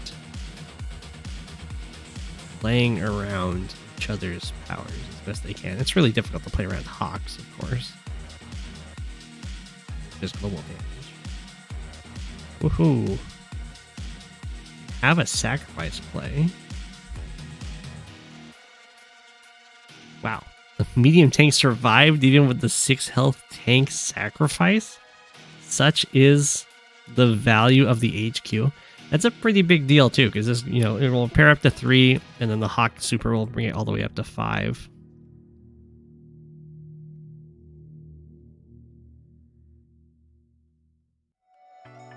So it's pretty painful to miss out on that. Really great scout by this infantry to see this mega tank. Now everything just gets out of its way. That was very painful for these medium tanks to go in there. I think brasmak probably leads. Maybe not. I think I would have led with the super there. The extra firepower. Especially healing the 1 health on the copter, I doubt will matter. I guess doing the extra damage didn't matter either, though.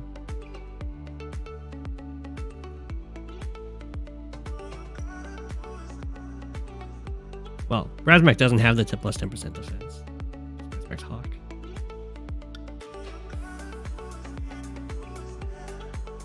Okay, the anti-air's got beat up a bit. I guess the copter is happening. Whoop. Thing down to 1. Bunch of captures happening over here. Kind of taking advantage of the fact that the mega tank made GreyyFoxx back off so far. We'll see how brasmak tries to magnet this, or if brasmak even does try.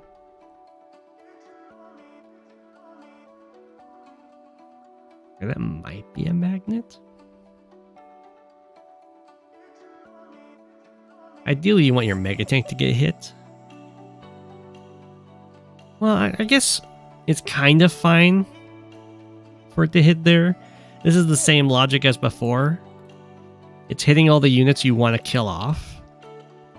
So all you're really doing is doing 3 damage with your super, rather than stunning half of their army, killing off the rest of their army kind of deal. Yeah. So it might have been... It probably was better to go for a bunch of attacks over here, then pop the super.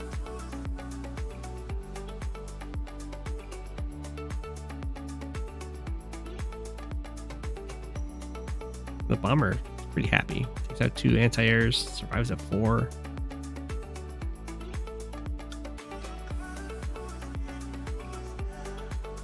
This comm tower capture goes through. So brasmak's gonna actually be a double comm tower. Mega tanks can attack a copter. Never mind.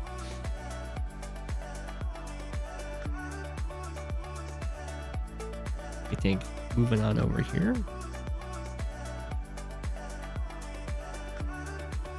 Nice mech spam. Look at them go. Yeah, bombers make for great blockers. It's because you have to have an anti-air to hit it. And there's no anti-airs left over here for GreyyFoxx. I think GreyyFoxx is super dead at this point. We do get this city taken. But like there's so many captures happening over here.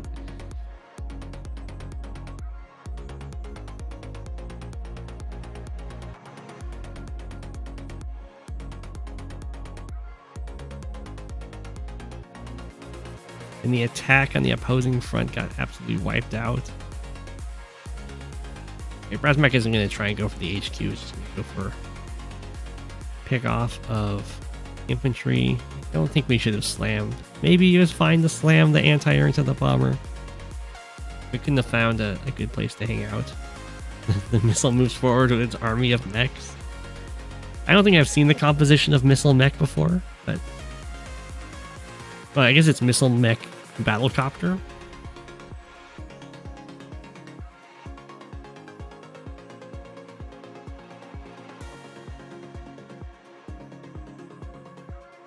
Okay. The Mega could have gone in here and hit something. Might be too scared.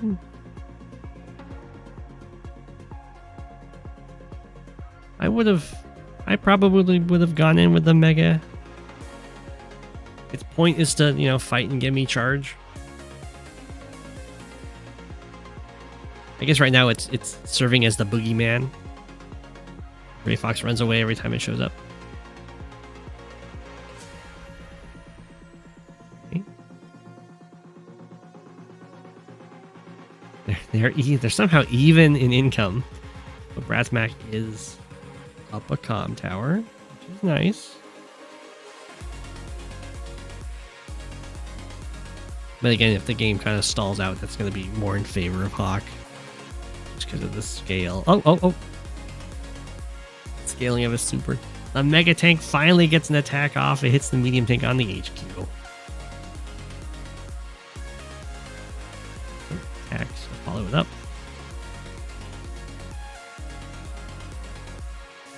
Here it is chilling on the plains. So we'll see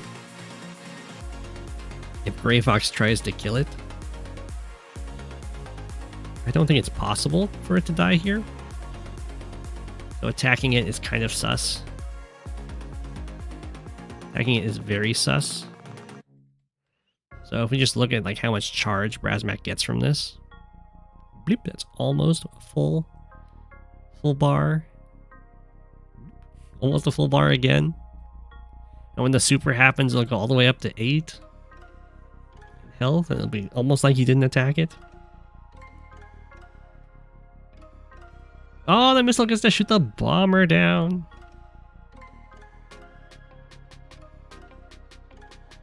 Pop. 6 health, that just kills the 9 health tank anyway. Capture. Bunch of attacks and then Black Storm. Healed up quite a bit actually. Like 20k-ish. We have another mega tank on the other front. This looks like it would serve as a magnet. We'll find out.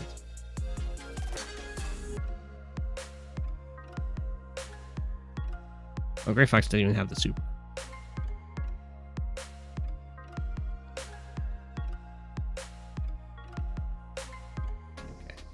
I think this is actually probably ideal for GreyyFoxx.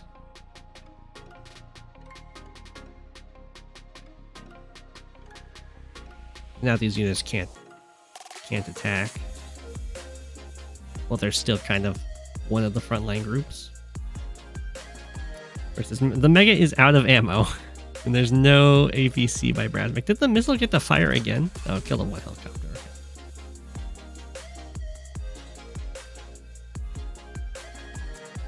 Now, when the Mega tank has no ammo, quote unquote, it still has its machine gun, so it can still do like quite the number on infantry, and like it can even do a decent damage to recons and also air units. It doesn't use its ammo against air units. It does use its ammo against recons, but recons aren't the most resistant to the machine gun fire. Time for a resupply. Yep.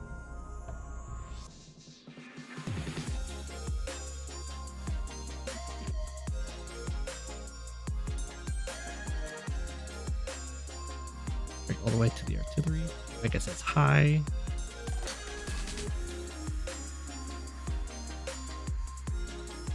The mechs are getting chewed up. Looks like maybe GreyyFoxx will get this property from brasmak. Oof. Copter has to be used to finish that off. Infantry tries to get the hit on the 1 health anti-air. Anti-airs are pretty resistant to infantry fire.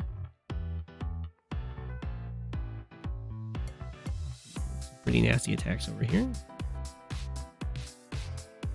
The rocket is kind of dedicated to hit HQ. Okay, it looks like brasmak was able to save the city.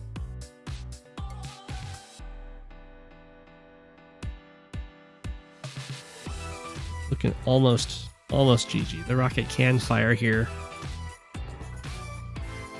We'll see how the follow-up turns go. Hawke does also get the that same Andy threat of being able to heal before the capture.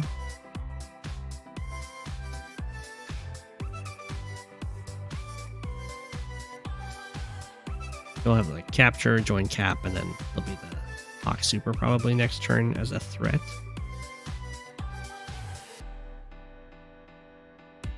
Attacking that rocket probably isn't worth it because it just kind of repairs. But if you can just have something else be a body blocker anyway.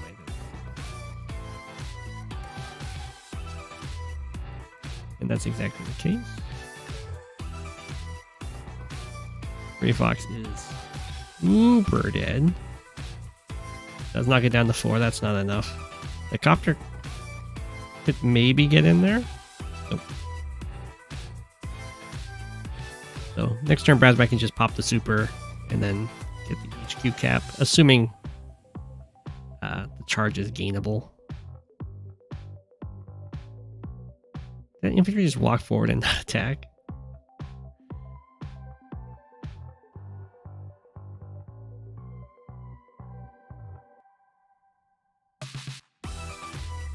Looks like GreyyFoxx tried to run away maybe so that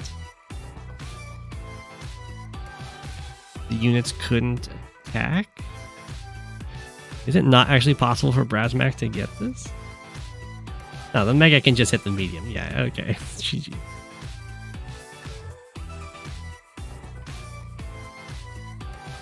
There's the HQ capture. Mega tank strong. It's true. It's true. The Megas did some serious work there. Going for maximum damage, yeah. It's impressive the missile.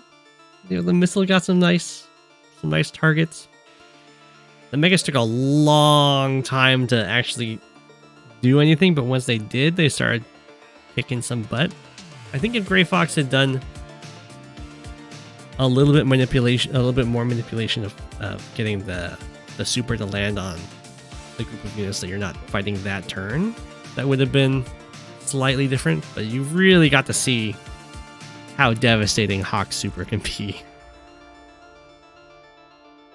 when the game kind of stalls.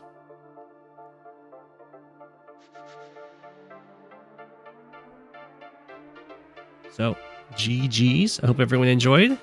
Here is your apple. And we'll be back on Wednesday, probably checking out some games on the live league. I hope everyone enjoyed, and thanks for watching. It's Go7, king of the penguins. Of all the penguins, he is king. It's Go7, king of the penguins. Being king of the penguins, that's his thing.